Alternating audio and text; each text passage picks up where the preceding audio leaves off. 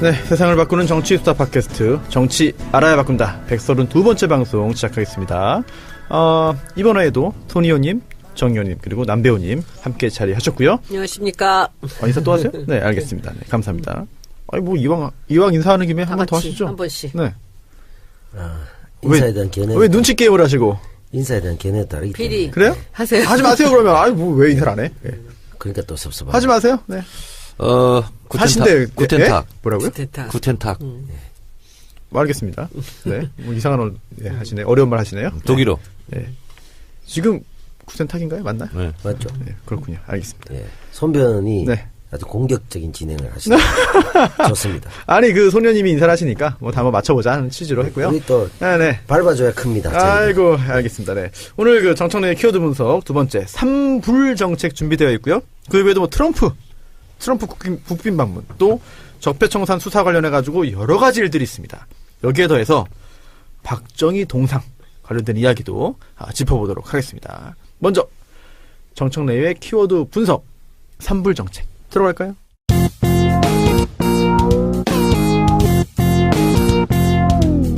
정청래 키워드 분석. 3불 정책. 네. 문재인 대통령이 천명한 외교정책 중에 하나죠. 사드 추가 배치 반대. 한미일 군사동맹 거부. 그리고 미국의 MD 체제, 미사일 방어 체제 싫다. 네, 편입하지 않는다. 네, 편입되지 않는다. 이 세 가지입니다. 한 가지씩 따져본다면은요, 사드 추가 배치를 하지 않는다.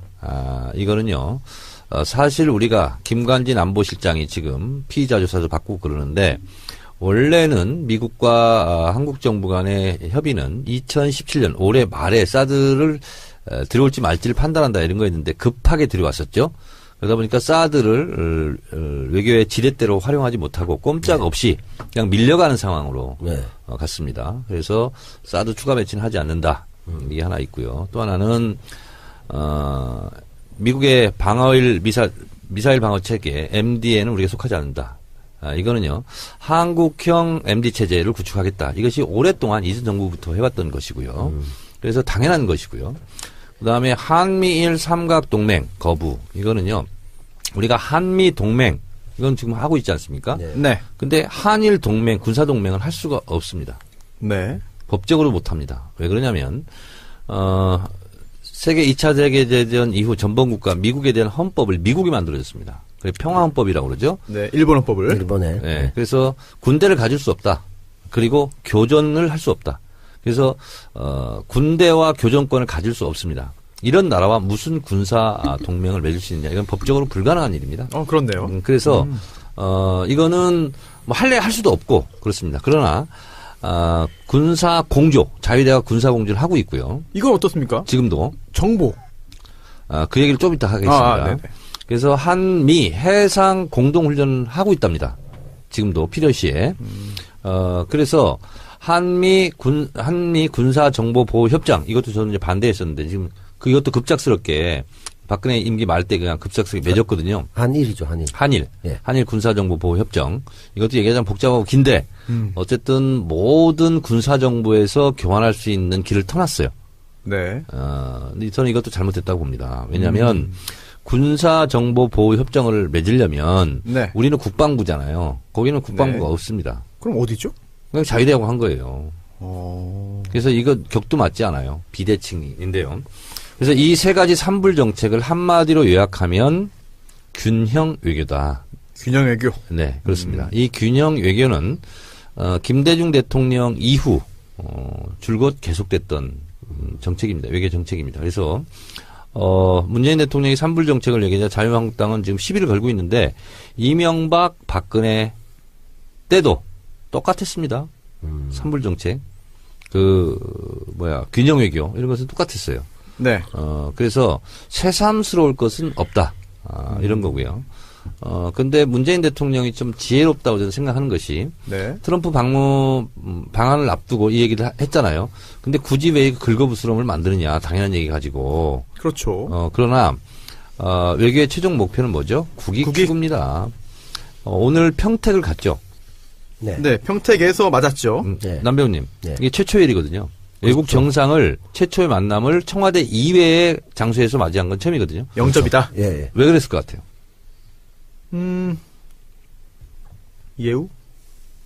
단순 예우는 아닌 것 같고 지금 산불 정책과 관련해서 뭔가 그 입장을 좀 공고히 하려는. 이번에 트럼프가 와서 주요 의제로 논의할 것이 네. 북핵 문제, 한미동맹 공조, 네. 한미 FTA, 네. 예. 방위비 분담 이런 얘기잖아요. 네네. 예, 예. 근데 평택 기지가 440만 평입니다. 그죠. 여의도 면적의 5배인데요. 어휴. 네. 이것이 미국의 해외 군사기 중에서 가장 큰 규모입니다. 아, 이거 평택 그 기지 건설을 하는데 100억 달러 들었습니다. 우리가 92억 달러 냈습니다. 그 10조를 냈네. 92억 달러 냈어요.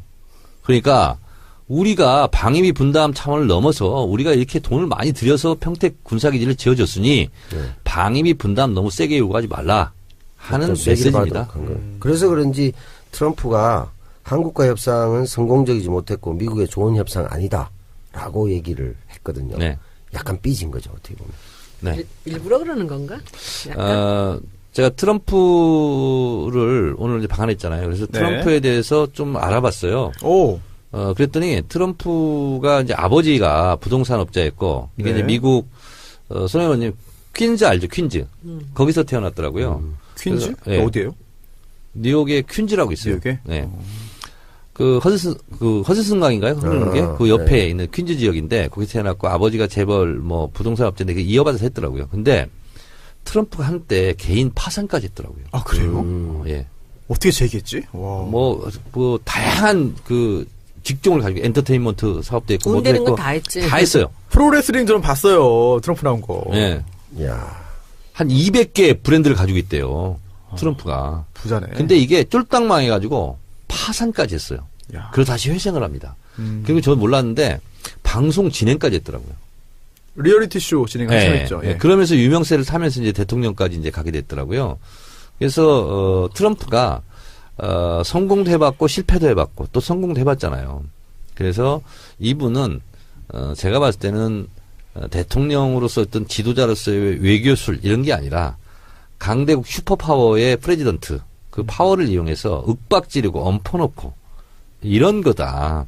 이런 생각이 좀 들더라고요. 네. 그래서 오늘 제가 트위터 썼더니 다른 사람들은 뭐 제 속뜻을 모르고 이렇게 좀 안 좋은 댓글도 다시던데 뭐라고요? 청와대 환영 행사를 봤어요, 제가. 네. 어땠습니까?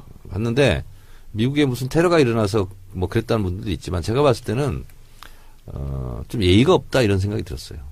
왜냐하면 평택에 문재인 대통령이 갔잖아요. 그럼 말이라도 립서비스 차원에도 아이고 뭐 여기까지 오시냐고 고맙다고 했겠지. 안 했답니다. 미군이 트럼프 측이 트럼프가 그 얘기 안 했답니다.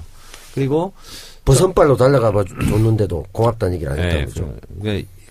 그냥 의례적인 인사말도 이제 안 했다는 거예요. 그리고 청와대 행사를 쭉 보면서 아이들이 처음에 이제 환영을 했잖아요. 태극기 들고 성조기 들고. 그러면 저는 그냥 기본으로 아이들한테 다가가서 웃고 악수하고 그리고 또 아이 뭐 머리도 쓰다듬어주고 한번 안아도 보고 이렇게 하는데 전혀 그런 게 없더라고요. 트럼프니까 정청래가 아니고 트럼프니까. 무뚝뚝하더라고요. 근데 저분이 왜 저런 표정으로 웃음기 없는 표정으로 그 일관되게 행사를 참여할까? 저는 제가 틀릴 수도 있습니다. 이번에 한국을 방문한 것은 본인도 실리 외교지 않습니까? 저는 무기 판매 이것이 가장 크다고 보고 그래서 한미일 공조 뭐 얘기하고 그럴 텐데 처음부터 좀 기선제압하려고 하는 기싸움. 너무나 좀 처음부터 뭐 해벌레 하지 않고 뭐 이런 거지 않았을까. 그래서 트럼프가 상당히 전략적인 사람인 것 같아요. 제가 봤을 때. 그래서 오히려 무게 잡고 좀 이렇게 그러지 않나 그런 생각이 들더라고요. 어쨌든 우리는 균형 외교를 해야만 하고 균형 외교가 살 길인 이유가 손수 변호사께 퀴즈를 내겠습니다. 네. 맞춰도 됩니까? 우리는 수출로 먹고 사는 국가죠. 그렇죠. 수출주도 국가입니다. 네. 우리가 수출을 제일 많이 하는 나라가 어디입니까? 미국일 것 같지만 알고 보면 중국. 중국입니다. 네. 몇 프로는 하는 것 같습니까? 전체 수출량이. 30%? 25, 6%. 25, 6. 미국은 얼마나 할 것 같습니까? 15? 13%. 12. 대충 맞추네, 그래도. 그래서 미국, 일본, EU 네. 수출하는 수출량과 네네. 중국하고 비슷합니다. 어마어마한 거네요. 그렇습니다. 그러니까 우리가 수출로만 본다면 미국, 일본, EU를 다 합친 거하고 중국하고 하는 거 똑같아요. 야, 중요한 국가예요, 사실 우리한테. 그래서 우리는 중국과 예를 들면 관계가 잘못된다. 네. 그러면 우리는 수출이 막히는 거예요. 근데 우리가 중국으로부터 수입하는 건 또 별로 없어요. 그렇죠. 그게 상대적으로. 그리고 특히 90년대 초반 같은 경우는 전통산업, 뭐 섬유 뭐 이런 걸 주로 이제 수출했었는데 그러다가 이제 반도체, 철광, 석유화학 제품 이런 거를 2000년대 하다가 지금은 ICT, ICT가 뭐예요? 첨단, 첨단? 예. 정보, 문화. 그렇죠. 뭐. 그런 걸 주로 이제 하는데 ITCT. 중국에 네, 다 하는 수출하는 70%는 가공무역이랍니다. 또. 그래서 제가 공부를 하다 보니까 이렇게 얘기하더라고요. 앞으로 우리는 예. 메이드 인 차이나. 네. 예를 들면 우리 물건이 중국에 가서 이제 제품이 만들어지면 메이드 인 코리아가 된다는 거예요.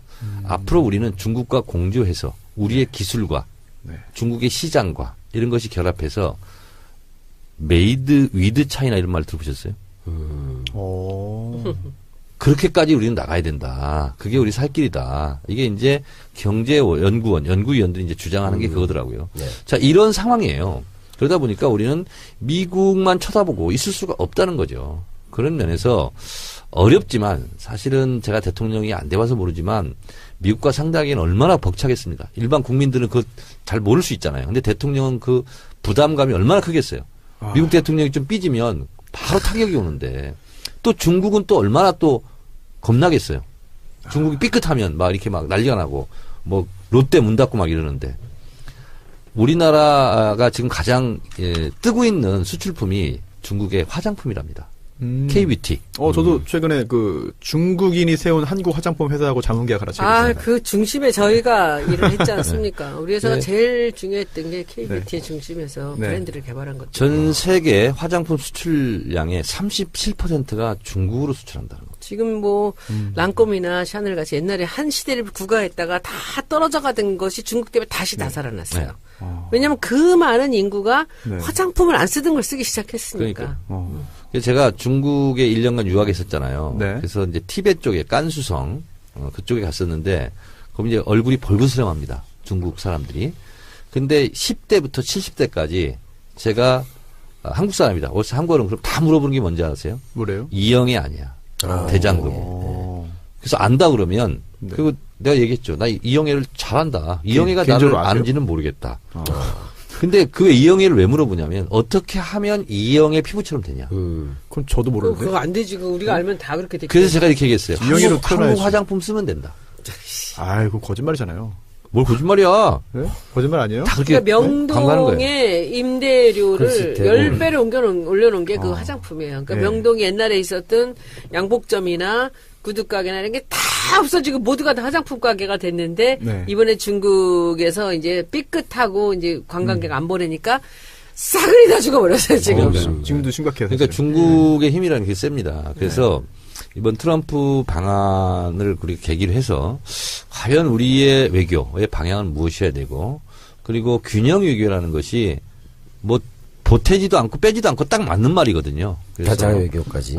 그렇습니다. 그래서 한 번쯤은 우리의 외교 이것이 근데 김대중 대통령 이후로 쭉 나왔던 거고요. 이게 이제 노무현 대통령 때는 동북아 물류 중심 국가, 동북아 균형자론 이것이 이제 균형 외교랑 같은 거거든요. 그래서 여러 가지로 복잡하고 힘들고 국내 사정도 어렵지만 어쨌든 외교는 이게 눈덩이를 치면은요. 처음에 주먹 같은 눈을 하나 이렇게 말아가지고 굴리다 보면 눈덩이가 점점 커지지 않습니까? 네. 외교, 안보, 국방이라는 것은 가장 큰 눈덩이예요. 우리 국내적으로 좀 절약하고 뭐 허리띠 졸라매고 좀 뭐 하고 하면 뭐 합니까? 외교, 안보, 국방에서 한 번씩 펑펑 터지면 네. 이것은 굉장히 큰 눈덩이이기 때문에 이 외교, 안보, 국방을 잘해야 된다. 그런 면에서 저는 문재인 대통령을 제가 뭐 무조건 좋아하고 네. 그런 차원을 떠나서 네. 균형 외교로 네. 이렇게 외교 중심을 잡았다는 것은 대단히 네. 오늘 평가할 만하다. 옳은 방향이다? 외신 평가들이 뭐 오늘 굉장히 좋은 게 그중에 굉장히 예, 특기할 예. 만한 사실이 뭐래요? 문재인이 트럼프를 잘 다룬다. 다룬다. 얘기예요. 영어 단어가 뭐였습니까? 다룬다. 모르지. 뭐야? ICT 딜 모르는 사람이 위드. 딜 위드. 디비드? 트리트. 트리트? 아이, 그런 소리 하지 맨투맨 마라. 종합용어. 뭐 그렇지. 예. 오늘 저거 나오면은 저 손수호 변호사가 ICT가 뭔지 네. 몰라서 물었다. 네. 정보통신 기술. ICT. 케어는 안 될까? 트럼프 케어. 케어? 아니야. 근데 케어, 트럼프- 그런 말 하면 안 돼. 트럼프 잘 케어는 돌보기. 굉장히 광범위하게 이렇게 광의가 많아요. 근데 제가 보기에는 이제 문재인이라는 사람이 갖고 있는 그런 덕목 중에서 이렇게 자기 속마음을 잘 보여주질 않아요. 예스는 잘하는데 노를 안 해요. 그러니까 그것이 사실은 외교나 이 정치가로서는 굉장히 기가 막힌 일이죠. 네. 되게 반대인 경우들이 많거든요. 예스는 잘 안 하면서 노를 잘하는 사람들이 있는데 이 양반이 아닐 때는 대답을 안 하는 건 노예요. 근데 예스는 금방 해요. 근데 네. 지금 오늘도 보면은 이제 트럼프도 사실 어렵죠. 트럼프가 안 어렵겠어요? 국민들이 촛불 켜가지고 대통령을 만들어 놨으니 정말 5천만 국민 전체를 다 상대하는 거 아닙니까? 근데 아베하고는 둘이 골프 치면서 난리를 치면서 이렇게 둘이 이렇게 찍딱짝꿍에 맞고 편하단 말이죠. 그러니까 문 대통령 같은 사람은 딱 자기하고 손바닥을 부딪히면서 뭔가 이렇게 그렇게 뭐 같이 팍 통하는 사람은 아닌데 이 사람이 지금 국민들한테 대한 인기도라든지 이걸 박근혜를 그냥 탄핵시키고 네. 들어온 이 국민의 힘이라는 것이 문재인한테 있기 때문에 그게 두려운 아니, 거죠. 국내 지지도 따지면은 문재인 대통령이 트럼프보다 한 3배 높지 않아요? 훨씬 높죠. 비교도 안 되지. 4배인가? 그러니까 그럼에도 불구하고 트럼프한테 예우를 갖춰서 해달라라는 식으로 이렇게 하면서 국민들을 사실 좌지우지 지금 하고 있거든요. 문 대통령이. 근데 그런 상황에서 왔는데 골프도 안 치지. 근데 오늘은 저는 굉장히 잘한 것 같다는 생각이 네네. 드는 게 우리 대통령이 딱 적당하게 치우치지 않는 우리가 절대로 양보하지 않는 그런 뭔가 중심을 잡아 보였다는 것이 저는 되게 좋았던 것 같아요. 그리고 아마 앞으로도 그런 면에서는 계속 우리 장청래 의원께서 걱정하시고 하는 그런 부분들 전 잘할 거라고 생각합니다. 그리고 오늘 10분 동안의 단독 정상회담이 있었고요. 그 후에 또 이제 강요들이 배속한 그런 확대 정상회담까지 있었고 총 3차례죠 오늘? 3차례의 정상회담이 이제 예정되어 있었는데요. 중요한 게 사실 뭐 형식도 굉장히 중요합니다만 구체적으로 어떤 내용이 오갈 것이며 또 오갔으며 또 그게 그동안의 뭐 공감대를 다시 한번 이제 재확인하는 것도 중요하겠습니다만 새로운 그런 내용들도 들어있지 않을까라는 뭐 기대가 있는데 정 의원님 어떻습니까? 보통 이렇게 정상회담 하게 되면 사전에 의제나 내용 같은 걸 다 조율을 해서 확인하는 차원으로 진행해요. 당연하죠. 그럼 깜짝 뭐 놀랄만한 그런 내용이 나올 가능성은 좀 별로 없어 보이네요. 정상회담이라는 것 자체가 미리 이제 공통적으로 합의할 수 있는 거 있잖아요. 이런 네. 것을 대체적으로 다 실무선에서 합의해놓고 실무선 어느 정도예요? 외교부 장관, 국무부 장관 선인가요? 그렇습니다. 뭐 청와대 뭐 안보실장 아. 이런 분들. 그래서 사실은 사인하는 행위죠. 네. 그렇게 보는데 지금 기자회견한 걸 보니까 북한 한미동맹을 뭐 했네요. 굳건히 한다 네. 뭐 이렇게 하면서 뭐 무력을 사용하는 일이 없기를 바란다 이렇게 이제 엄포를 좀 놨군요. 누가요? 트럼프가 북에 대해서. 트럼프가 북에 대해서 네. 그 정도 수위면 사실은 뭐 아주 도발적인 그런 얘기는 아니네요. 표현 자체가. 그렇습니다. 그러니까 이게 트럼프가 이번에 오면서 평택기지에서 얘기했지 않습니까? 네. 미국 장병들을 향해서 미국 내 일자리를 만들러 나는 왔다. 그게 가장 중요한 목표다. 이렇게 그냥 가감없이 얘기를 해줬어요. 네. 얘기를 했는데 트럼프는 딱 그거예요. 한미 FTA 박차를 가해서 무역수지 적자를 개선하겠다. 이런 거 하나 하고 또 첨단 무기 빨리 사라. 네. 뭐 이러려면 한반도 긴장 상태가 필요한 거죠. 필요 조건인 거죠. 근데 그래서 또 긴장 상태가 긴장이어야지 정말 그게 전쟁으로 가버리면 무기 더 못 파는 거 아니에요? 그쪽도 좀 관리를 해야 되는 거 아닙니까? 더 팔죠. 걸프 전쟁이 그런가요? 예. 미국의 재래식 무기를 쏟아본 거 아니겠습니까? 재고 처리. 그렇습니다. 그런 일이 생각만 해도 끔찍하네요. 그거는 한반도에서 그런 일이 생기면 절대 안 되는 그러니까 건데. 그 총알 맞고 폭탄 맞아서 죽는 사람으로 치면 네. 참 환장할 일이죠. 야, 그렇죠. 이라크 전쟁 쳐들어갔던 것도 미국이 네. 대량 살상용 무기 하나도 발견되지 못했잖아요. 나중에 보니까 없었죠. 그거 알고 들어갔다는 거 아니에요. 음.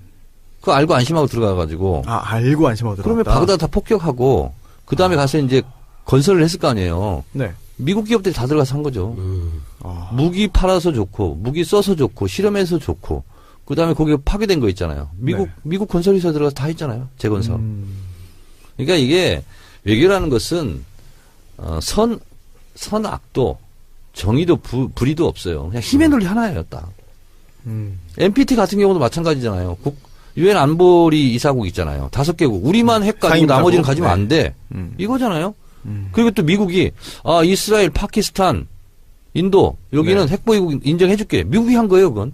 미국이 하는 겁니까? 그 인정은 또? 유엔에서 결의해서 한 거 아니에요. 유엔 사항이 아니에요? 그러면 유엔 상임이사국 있잖아요. 네네. 5개국은 유엔에서 한 거예요. NPT 협의에 의해서, 협약에 의해서. 5개국은 가져요.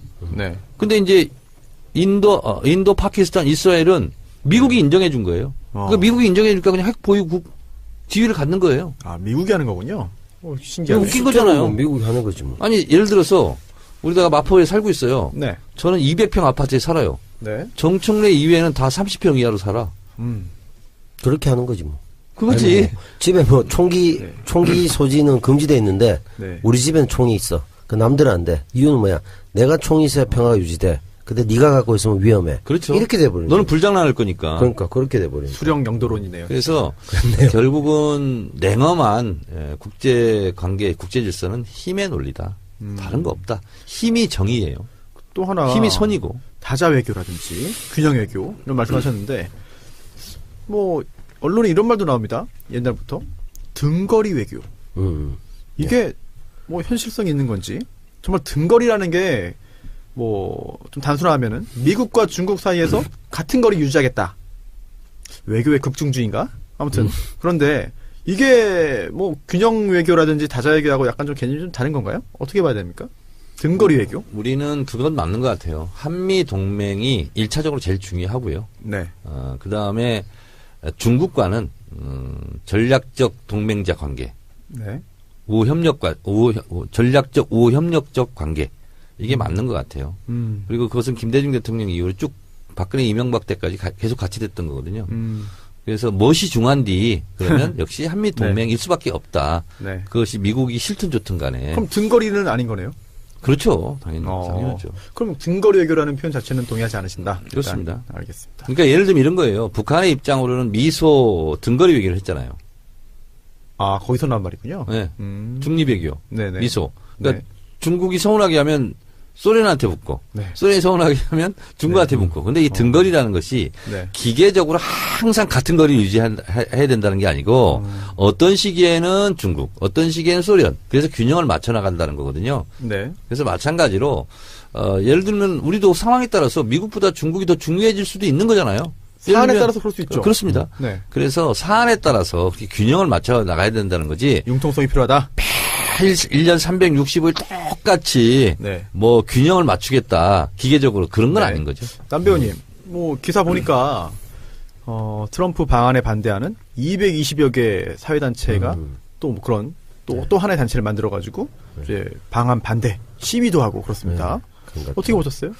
뭐 제가 그 부분 상세히 못 봤는데 참 그렇죠. 여러 가지 이제 사안별로 보면 트럼프가 얘기했던 게 뭐 무기 강매, FTA 자기가 유리한 조건을 만들고 여러 가지 부분에서 어떤 그 국익과 또는 우리 입장에서 국익과 배치되거나 또는 다수 서민의 삶을 침해할 요소들이 있으니까 반대할 수 있다고 저는 볼 수 있는데 그게 뭐 의사 표현에 충분히 할 수 있는 거죠. 다만 뭐 그게 뭐 큰데 현실적인 뭐 힘을 갖기는 어렵지 않을까. 뭐 거기다가 이제 문재인 대통령이 우리 할 얘기를 어느 정도 했기 때문에 또 이런 네. 부분은 조금은 커버가 되지 않을까. 기본적으로는 뭐 트럼프 자체에 문제가 많은 사람이고 미국의 지금 국제관계에서 문제점이 많기 때문에 거기에 대한 원론적인 반대 차원은 계속 있을 거라고 봅니다. 그러니까 이렇게 보시면 돼요. 민주주의 사회에서는 당연한 거다. 네. 아니 트럼프 방안을 반대하는 사람도 있고 찬성하는 사람도 있는데 있는 게 정상이죠, 사실. 있는 게 그렇죠. 정상이죠. 근데 이제 댓글에 보면 네. 이거 문재인 대통령을 곤욕에 빠뜨리는 거 아니냐 이런 우려 섞인 댓글도 좀 있더라고요. 근데 그런 거와는 관계가 없고 그런가요? 오히려 국민들이 네. 무기 강매하지 마라 이렇게 반대해 주는 게 오히려 힘이 실릴 수도 있는 거예요. 그래서 민주주의 국가는 그런 다양한 의견들이 존재하는 거고 그리고 네. 그것이 잘만 또 그 외교에서 활용을 하면 또 뭐 좋을 수도 있어요. 또 굉장히 흥미로운 게 지금 댓글 여론 보면은 문재인 대통령한테 뭐가 좀 해가 될 것 같고 문재인 정권에 뭐가 피해갈 것 같으면 여론들이 굉장히 자발적으로 앞서가지고 다 뭐 인터넷 용어로 실드를 쳐주죠. 네. 예, 걱정도 많이 해주고 이런 상황이 사실 그 정권 초기에 잠깐 있다가 뭐 없어질 거 아니냐라는 여론도 있었는데 아직까지 강한 것 같아요.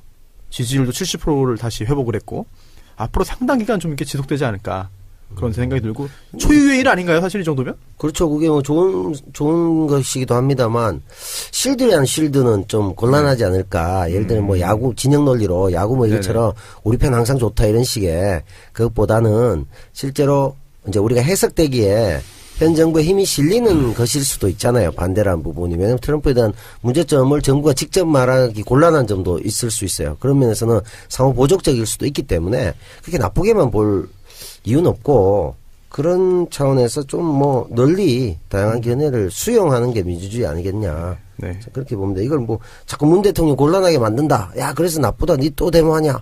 이건 아닌 것 같아요. 네, 트럼프가 오늘 지금의 한미동맹이 그 어느 때보다 깊고 확고하다라는 말을 했습니다. 한반도가 이제 좀 군사적인 그런 충돌에 좀 장이 되지 않기를 바라는 마음이 아마 모든 정치자분들 갖고 계시는 마음이 아닐까 생각이 되고요. 그리고 또 찬반 집회 때문에 오늘 서울에서도 뭐 여러 차례 뭐 충돌이 있지 않겠느냐 하는 그 걱정이 있었는데 다행스럽게도 성숙하게도 불상사는 이제 없었다라는 보도들이 나오고 있습니다. 트럼프 관련해가지고 더 하신 말씀 있으신가요? 내일 국회에 와요. 아, 내일인가요? 몇 시에요? 오전? 오전에 10시. 10시에? 손혜원 의원님은 뭐 바로 앞에서 듣겠네. 바로 앞이요. 네. 야. 두 번째 줄이에요? 세 번째 줄이에요? 한 세네 번째 정도 돼요. 뭐 입고 가실 그러니까 겁니까? 한복 입을까? 한복. 아니야. 그러니까 제가 여쭤본 거예요. 넬란이 안 올 건데 뭘. 네? 밖에 있을 수도 있어요. 밝은 색깔 옷을 입고 가 눈에 좀 튀게 할까? 예. 경쟁자로 멜라닌을 내일 생각하시는 7시부터 예산 뭐 좀 회의가 있어가지고. 네. 교문위가 맨 앞자리에 앉잖아요. 본회의장. 아, 그렇게 정해진 거예요? 아, 그렇군요. 아니, 교문위가 원래 인기 상임위 순서대로 앞으로 앉아요. 국회 본회의장 배석이. 교문 앞이라서. 그리고 초선이 앞에 앉고. 초선이 앞에 앉고 나이 제일 어린 사람이 초선 중에서 제일 앞에 앉고. 난 나이가 많아서 재선들하고 같이 앉아. 아니, 나이 많은 분이 앞에 앉아 잘 보이지. 그러면 지금 누가 박경미 의원이 앞줄이 앉나요, 그러면? 아마 그럴 거예요. 네. 그 남자들 초선들 앞에서 깔았고 제가 제일 뒤쪽이에요. 거기서 상임위별로 자리가 있구나, 되게 그렇게. 그렇죠. 몰랐네요. 아니 게다가 이제 처음에는 저쪽에 구석 우리가 야당일 때는 저쪽 오른쪽 구석에 있었어요.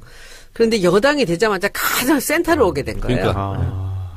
제가 17대 때 문광이었잖아요. 지금 이제 교문이라고 할 수 있는데 맨 앞자리 앉았어요. 아 진짜 남자들 젊은 남자가 먼저. 맨 앞자리. 힘쓰라고요? 아니 그게 아니라 아니야. 초선이라? 문광이가 가장 인기 상임이었거든. 네. 그럼 맨 앞에 앉아요. 화장실 다니기 불편하라고. 어. 인기 상임이 갔으니까. 그리고 초선이 앞에 앉는데 초선 중에서도 나이가 제일 어린 사람이 맨 앞에 앉거든. 그러니까 난 맨 앞에 앉아서 속기사랑 얘기하고 있고.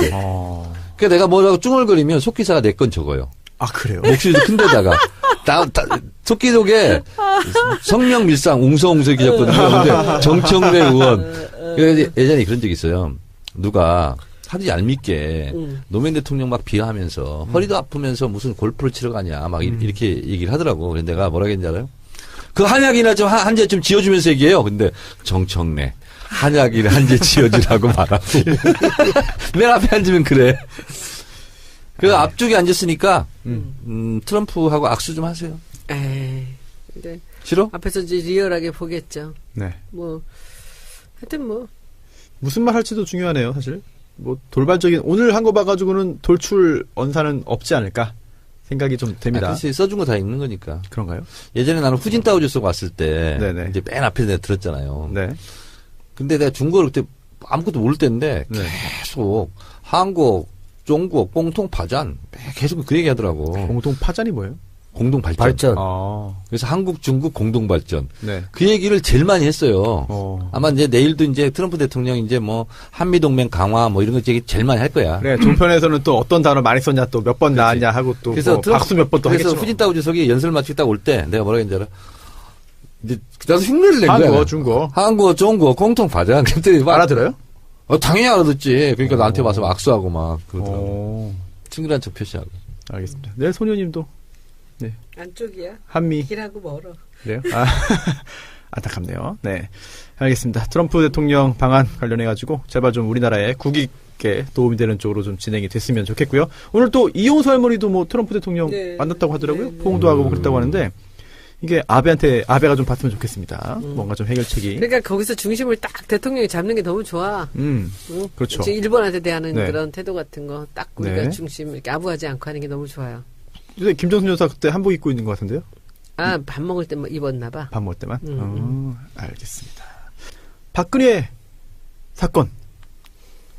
적폐청산 사건. 일주일 동안 굉장히 많은 일들이 있었습니다. 그렇죠? 지난주에도 말씀을 이제 드렸던 부분인데, 이재만 안봉근 결국 구속됐습니다. 구속된 게 끝이 아니죠. 그 후에 여러 가지 놀라운 이야기들을 술술 진술을 했어요. 특히나 박근혜가 시켰다. 박근혜가 하라는 대로 했다. 돈 다 박근혜한테 줬다. 나는 잘 모르겠다. 라고 하는 이야기를 했다고 합니다. 그렇죠? 어떤 심리 상태일지 좀 궁금해요. 어떻게 보십니까, 손 의원님? 이판사판이죠, 뭐. 이판사판? 예, 증거가 나오니까 뭐 어떻게 할 수 없는 거지, 뭐. 예. 이제 여기까지 왔는데, 그리고 증거 다 나왔는데 어떡할까? 지금 와서 아니라고 할 수도 없는 거고. 40억 다 박근혜한테 갔을까요? 뭐, 떡고물이야 조금 있을 수 있겠지만, 거의 저는 그 박근혜가 쓰려고 그런 시스템을 만든 게 아닌가라는 생각이 들거든요. 사실 문고리 3인방한테 명절 떡값으로 한 명당 3천만 원씩 전달이 된 것 같아요. 본인들이 말을 했죠. 제가 이건 좀 정리를 할게요. 네, 해주시죠. 지금 얘기되고 있는 40억 플러스 알파 5억 뭐 이렇게 하는 거 있잖아요. 여론조사비. 이건 특수활동비가 아닙니다. 이게 모든 언론에 지금 특수활동비를 쓰고 그건 있는데 뭐예요? 특수공작사업비. 입니다. 다른 건가요? 네, 다릅니다. 국정원에 있는 항목 중에 다른 건가요? 다른 겁니다. 그러니까 문제가 더 커지는 거 아닙니까? 서훈 국정원장이 얘기했어요. 정보위 때 이것은 특수활동비가 아니라 특수공작사업비다. 그걸 빼간 거다. 네. 제가 좀 설명을 드리면 특공비? 대한민국의 그 특수활동비가 1조 정도 됩니다. 전체 다 합해서요. 전체 다 모든 1년에? 부채. 그 중에서 4,900억 정도, 약 50%가 국정원 특수활동비입니다. 아유, 어마어마하네요. 그리고 이 국정원 특수활동비 4,900억은 7개 부처에 분산 예치합니다. 7개 부처라는 게 뭡니까? 뭐, 국정원 산하 뭐 과기부, 법무부 이런 데 쪽으로 이렇게 분산 예치하게 돼 있는데 이건 국정원법 12조에 의해서 법적으로 그렇게 보장이 돼 있어요. 숨겨놓는 예산이죠. 이제 국회 관심이 없는 사람들은 잘 모를 수밖에 없는 거고요. 근데 이제 이렇게 분산 예치 4,900억이 국정원 예산이야. 그렇지 않습니다. 또 국정원 본 예산이 있는 거예요. 근데 그 국정원 본 예산도 사실상 국회 정보위에서 비공개로 예결산을 하잖아요. 네. 저도 이제 예결산 소위원장으로 해봤는데 뭐 거의 특수활동비라고 보시면 되고요. 그리고 국정원은 예를 들어 손수호 변호사가 국정원 직원이다. 네. 그럼 월급이 있죠. 있겠죠. 그다음에 이제 특수활동비를 다 줍니다. 개인적으로. 그걸 보고 이제 월초비라고 그러는데요. 월초에 현금으로 다 줍니다. 네. 어디에 쓰는지 그거는 제한이 없어요? 뭐 그렇습니다. 대체적으로 그렇습니다. 그냥 월급이네요. 그래서 이 특수활동비는 영수증 없는 돈이고 누가 수령했다만 있어요. 사실상. 그런 건데 이게 특수활동비인데 네. 예를 들자면 쉽게 설명하면 이런 거예요. 특수활동비라고 해서 아무렇게 막 쓰는 건 아니고요. 당연히 그렇겠죠. 문재인 대통령이 이번에 대통령 특수활동비 밝혔죠. 네. 얼마 같아요? 얼마였죠? 보도 다 됐습니다. 이거. 30억? 127억. 127억. 네. 121억 중에서 42% 53억을 깎았어요. 네. 그리고 나는 내 돈은 내 밥은 내 돈으로 사겠다. 네. 이러면서 줄이고 청년 일자리로 비용을 써라. 이렇게 해서 이제 공개적으로 드러난 건 이번이 처음인 것 같아요. 127억. 네. 대통령 특수활동비. 그러면 대통령 특수활동비가 그러면 53억을 빼면 얼마겠어요? 80억 정도 되죠. 네. 그럼 이걸 그냥 대통령이 마음대로 쓰냐? 그게 아니고 뭐 예를 들면 이번에 트럼프 대통령이 왔잖아요. 무슨 선물을 한다거나 이런 거 있잖아요. 네. 그리고 금일봉 뭐 하사하고 뭐 이런 거 있지 않습니까? 네. 이런 데로 다 쓰고요. 뭐 청와대 직원들 있잖아요. 뭐 생일 선물을 줄 수도 있고 그리고 무슨 명절 때 떡값을 줄 수도 있고 이렇게 다 쓰는 거예요, 그냥. 그게 뭐 특수활동비입니다.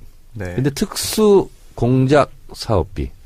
공작 사업비. 이거는 뭐냐면 첩보원들 있잖아요. 네. 블랙 요원이라고 그러죠. 네. 네. 신원이 공개되지 않는 실원이 공개되지 않는 그리고 실제로 첩보 활동. 누군지도 모르는 서로. 그렇죠. 뭐 스파이라고 생각하시면 쉽습니다. 네. 그런데 북한 정보를 습득하려면 네. 뭐 휴민트도 있어야 되고 그렇죠. 뭐도 있어야 되고 다 이런 데 써야 되잖아요. 관리도 하고 그리고 뭐 북한의 정보를 빼오면 누구한테 뭐 사례를 할 수도 있고 해야죠. 예. 뭐 그리고 예를 들면 관리해야지. 우리 산업 스파이 잡는 거 있잖아요. 네. 그 전문가 아니면 못 합니다. 그렇죠. 국정원 직원이라고 어떻게 알아요? 최첨단 기술 맞습니다. 빼나간 거. 이거 다 살해하는 거예요. 네. 그런데 쓰는 비용이 특수공작사업비입니다. 그걸 빼나간 거. 이걸 쓴 거예요? 네. 아니 이거 정말 말도 안 되는 거 아닙니까? 말도 안 더더욱 되는 말도 안 되는 거 아니에요? 그런 게 굳이 필요 없다라는 아무렇게나 써도 된다라는 그런 어이없는 생각을 한 거죠 대통령이. 자유한국당 이 사람들 보면은 맨날 국가 안보가 어떻고 뭐가 북한이 어떻고 근데 그럴 때 있잖아요. 안보를 지키는 예산이 있잖아요. 그걸 다 빼다 쓴 거예요. 아니 이건 뭐 총풍 사건의 버금가는 또는 그 이상? 그 이상이죠 이게. 국기문란이네요 정말. 그렇습니다. 그럼 이 돈이 예를 들면 네. 지금 전쟁 났다 그러면 네 총알 팔아먹는 거하고 똑같은 거예요. 똑같은 거죠. 아유 참 이거 그럼 이 돈이 뭐 박근혜 대통령 전 대통령의 의상비라든지 또는 미용 시술이라든지 기치료 또는 또 뭐 안에서 또 뭐 체조 같은 것도 했잖아요. 네. 몸매 관리도 하고 그런 거에 쓰인 거 아니겠느냐. 또는 이게 그 박근혜 전 대통령 주변에 정식으로 사건을 수임한 변호사들이 여러 명 있었습니다. 그 변호사 비용으로 다 사용된 캐시로 거 아니냐. 줬다며. 예, 5만 원 아니 사실 변호사 비용으로 5만 원짜리 현금으로 주는 사람이 어디 있습니까? 아, 가끔 있습니다. 네. 가끔 있습니다. 아, 정말 가끔 있습니다. 예. 이게 탈세 문제야 이게 나와. 정말 이런 가끔 얘기하면 있어요. 안 돼. 아, 근데 저희는 그 전액 현금 영수증 발행 의무화돼 있기 때문에 저는 웬만하면 뭐 그런 건 웬만하면 아니라 다 신고합니다. 정말 다 신고합니다. 예. 그런데 그 변호사들도 과연 다 신고했을까? 모르죠. 네. 중요한 게 아니지. 그래 안 중요하죠. 뭐. 아니 어쨌든 이게 결국 5만 원짜리 현찰로 다 전달됐다고 한다면 그 돈이 이 돈 아니었냐 특수공작 사업비. 그게 이제 근데 말이 변호사지 실제적으로는 검사 역할을 했던 거 아니에요. 변호사들이 변론을 그따위로 해갖고 박근혜를 더 위험하게 만들었죠. 아, 네 결과적으로요. 굉장히 그렇기 때문에 작년에- 그냥 용돈으로 생각하고 받았지 작년에 않을까. 탄핵 이 조짐이 이제 국정농단 시작되면서 그 돈을 안 받았다는 거 아니에요. 그런 다음에 네네. 그 9월 달인가에 한 몫으로 박근혜가 직접 달라 그랬다는 거 아닙니까? 그래서 그때 목돈이 갔는데 그게 이제 뉴스에 나오기는 그 최순실 도피 자금으로 그 돈을 쓴 게 아닌가라고 네. 이제 그런 정황이 의심된다라고 하대요. 근데 그렇죠. 이게 대통령이 그렇게 직접 나서서 이재용 만난 거 이런 것도 이렇게 직접 돈을 달라고 하는 게 그게 아마 이번에 이걸로 걸릴 것 같아요. 네. 큰 그렇죠. 죄가 될 것 같다는 생각이 듭니다. 기본적인 도덕성이 아예 없는 그냥 하나의 다 거대한 내 나라고 내 마음대로 한다라는 생각이. 아니, 그래서 완전 여기로 오면 먹고 같기도 하고 남편이 범죄 그- 집단 같아요 그냥. 장시호가 여러 가지 증언을 했잖아요. 예, 그 중에 삼성동에 금고가 있었다. 예. 그 금고에 현찰이 채워져 있었다. 그 얘기도 한번 좀 소개해 주세요. 예, 그 얘기를 기억을 잠시 되살려보죠, 했죠. 한번 우리. 예, 기억을 되살리면 벌써 1년됐네.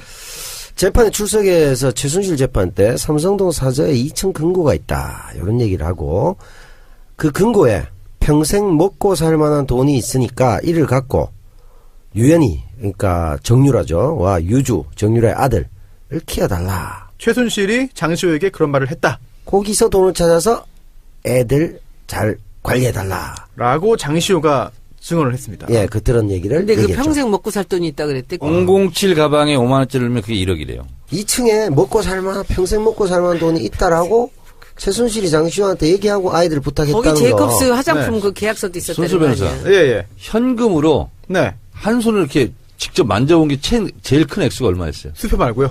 수표 말고. 수표 현금으로. 말고? 현금으로. 몇 천이 안 되고 현금으로? 한 5천만 원 되면 손을 못 잡습니다. 아니, 현금으로는 뭐 몇백만 원밖에 안 5천만 되는 원 것 같은데? 양쪽에 한 손에 5만 한 손에 원짜리 500만 한 원짜리 손으로. 이렇게. 그 실제로 예전에 그 극장이 돈을 많이 벌 때 보면 그 자루에 담아오잖아요. 그 그래요? 실제로 그래서 돈 빵석이 앉는다 이런 표현이 제 꺼내가지고 그냥 친구가 세트 본다. 내가 그 얘기 한번 했잖아. 제 네. 친구가 그 삼성 다니다가 말고 그 동네에 조그만 가게 하나를 새를 이제 자기가 샀어. 분양을 받아갖고. 근데 거기다가 슈퍼마켓을 하다가 그 토토 그거 예. 대리점을 하게 된 거예요. 근데 토토? 걔가 거기가 그 상계동 스파 토토라고 우리나라에서 제일 매출을 올리는 데예요. 근데 이게 금요일 날 토요일 날이면요 경찰이 몇 명씩 나와가지고 그 줄을 세운대요. 로또 말고 토토요?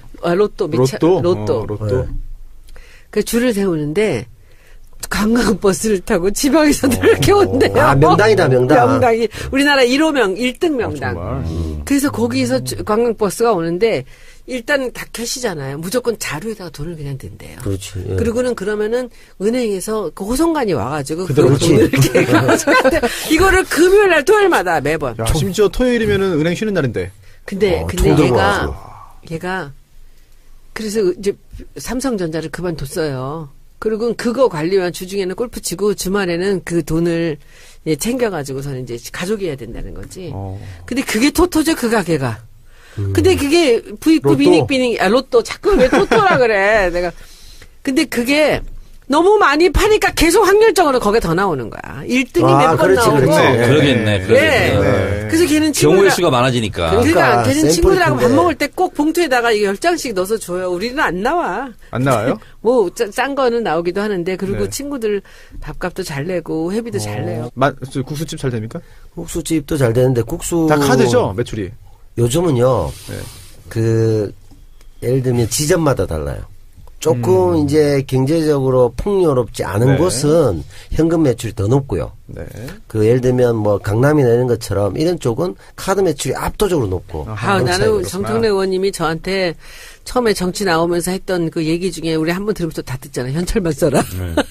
그래서 저는 제 개인적으로 뭐 밥 먹고 그런 거는 많이 이제 카드 쓰는데 일단은 저는 이 지역구나 뭐 이런 건 다 저는 현찰만 써요. 왜냐면 가게에서 일단 좋아해요. 그러니까 좋아하죠, 너무 사실. 좋아하지. 너무 좋아하죠. 사실 너무 좋아하죠. 좋아하지. 근데 저도- 그건 또 탈세라는 거 아닙니까? 따져보면 탈세야? 그게 아니고 탈세야 그게? 그게 아니고 나는 탈세를 통장- 연결- 가게가 탈세지. 통장에서 아, 그러니까. 이렇게 100만 원씩 찾아요. 네. 5만 원씩은. 그래서 항상 현금을 쓰고 다녀요. 네. 맥주를 먹어도 네. 뭐 밥을 먹어도 그러면 네. 너무너무 좋아하는 거야. 요새도? 아, 그럼요.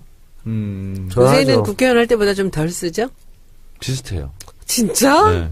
아니, 저희도 가끔 그 의뢰인이 그 선임료제 지불을 하면서 이거는 뭐 그냥 개인적으로 줄 테니까 부가세 내지 말고 그냥 그렇게 처리하자라고 하는 분들이 계시는데 있겠죠. 나중에 정말 어떻게 될지 몰라요, 저희는. 걸린다고. 정말 어떻게 될지 몰라요, 저희는. 근데 걸리는 이제 그러니까 그냥 현금을 쓰면 이제 다 가게에서 떳떳하게 하는 좋아하는 게 것도 좋아. 있지만 또 하나는 뭐냐면 국회의원은 항상 요시찰이라고 보면 돼요. 어디든지 간에. 근데 꼬투리 잡혔는데. 어디를 다니다고 흔적을 남기고 다닌다는 게 난 싫더라고. 그럼 혹시 되면서 차량에 그 하이패스 있습니까? 네. 정 의원님?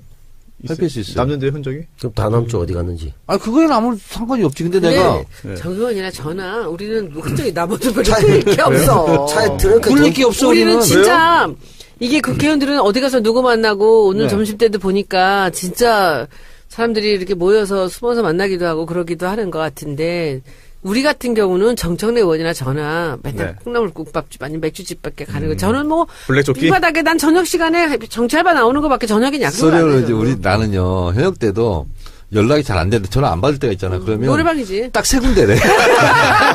치킨집, 맥주집, 뭐. 밥 먹는 집, 맥주집, 노래방. 세 군데 중에 한 군데 감이 있다는 거야. 아, 항상 관내를 벗어나지 않고. 별로 이 동선이 굉장히 심플해.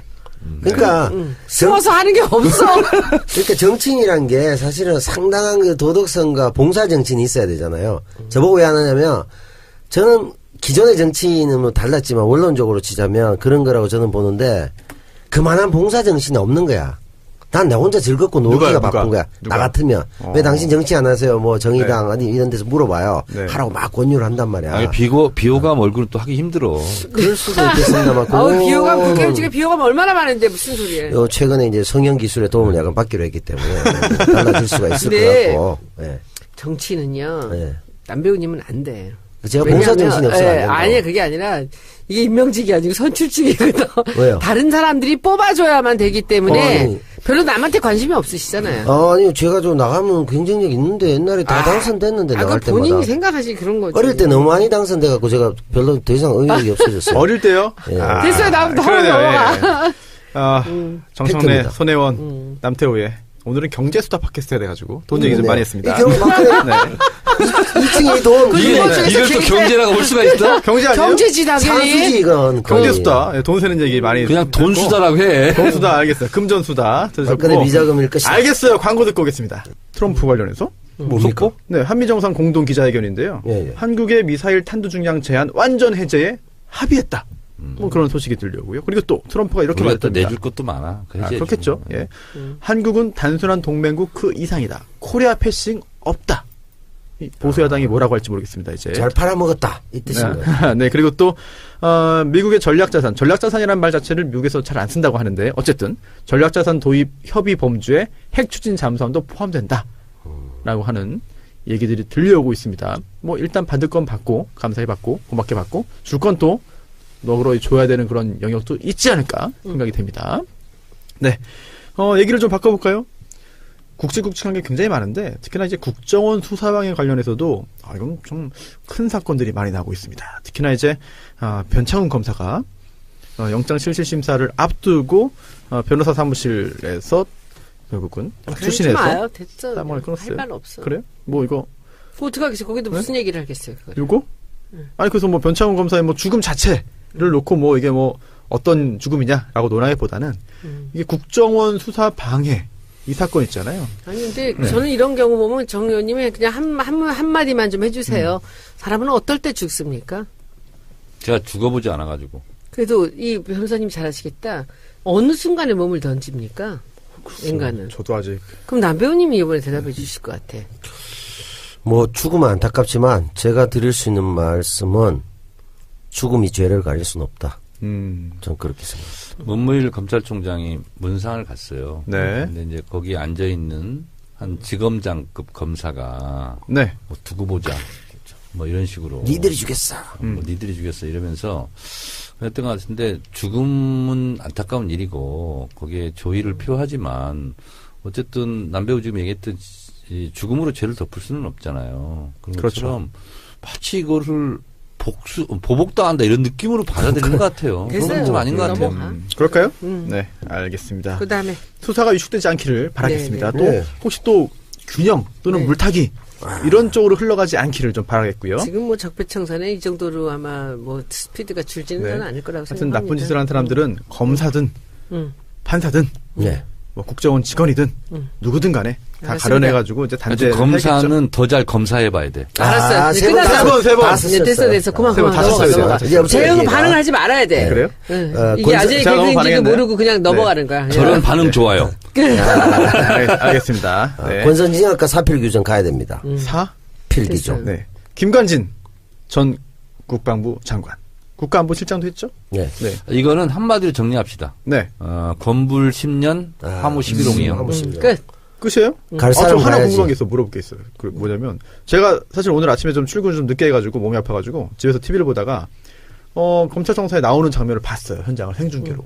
그런데 북한의 기만적 전술에 대응하기 위해서 뭐 정상적으로 이거는 본연의 업무를 충실히 한 거다. 군 사이버사가 그런 이야기를 하고 들어갔습니다. 그리고 MB에게 보고했냐?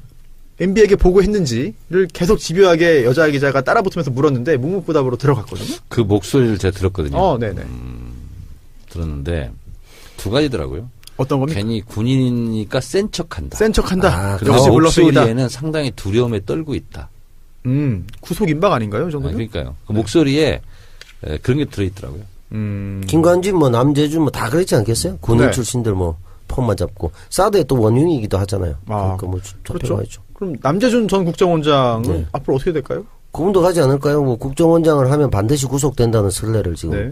앞에 원세훈 남겼기 때문에 네. 뒤에 이병기, 이병호까지 다 그냥 4명이 쭉 가면 녹음이 우리가 지금 화요일이잖아요. 네. 수요일이죠. 수요일에 그 남재준 전 원장 조사가 예정되어 있습니다. 아, 내일이군요. 네, 오늘. 그래서 검찰청사에서 앞에서 도대체 뭐라고 할지, 김관진 전 실장과 똑같은 말을 할지. 남재진 전 네. 국정원장이요. 네네.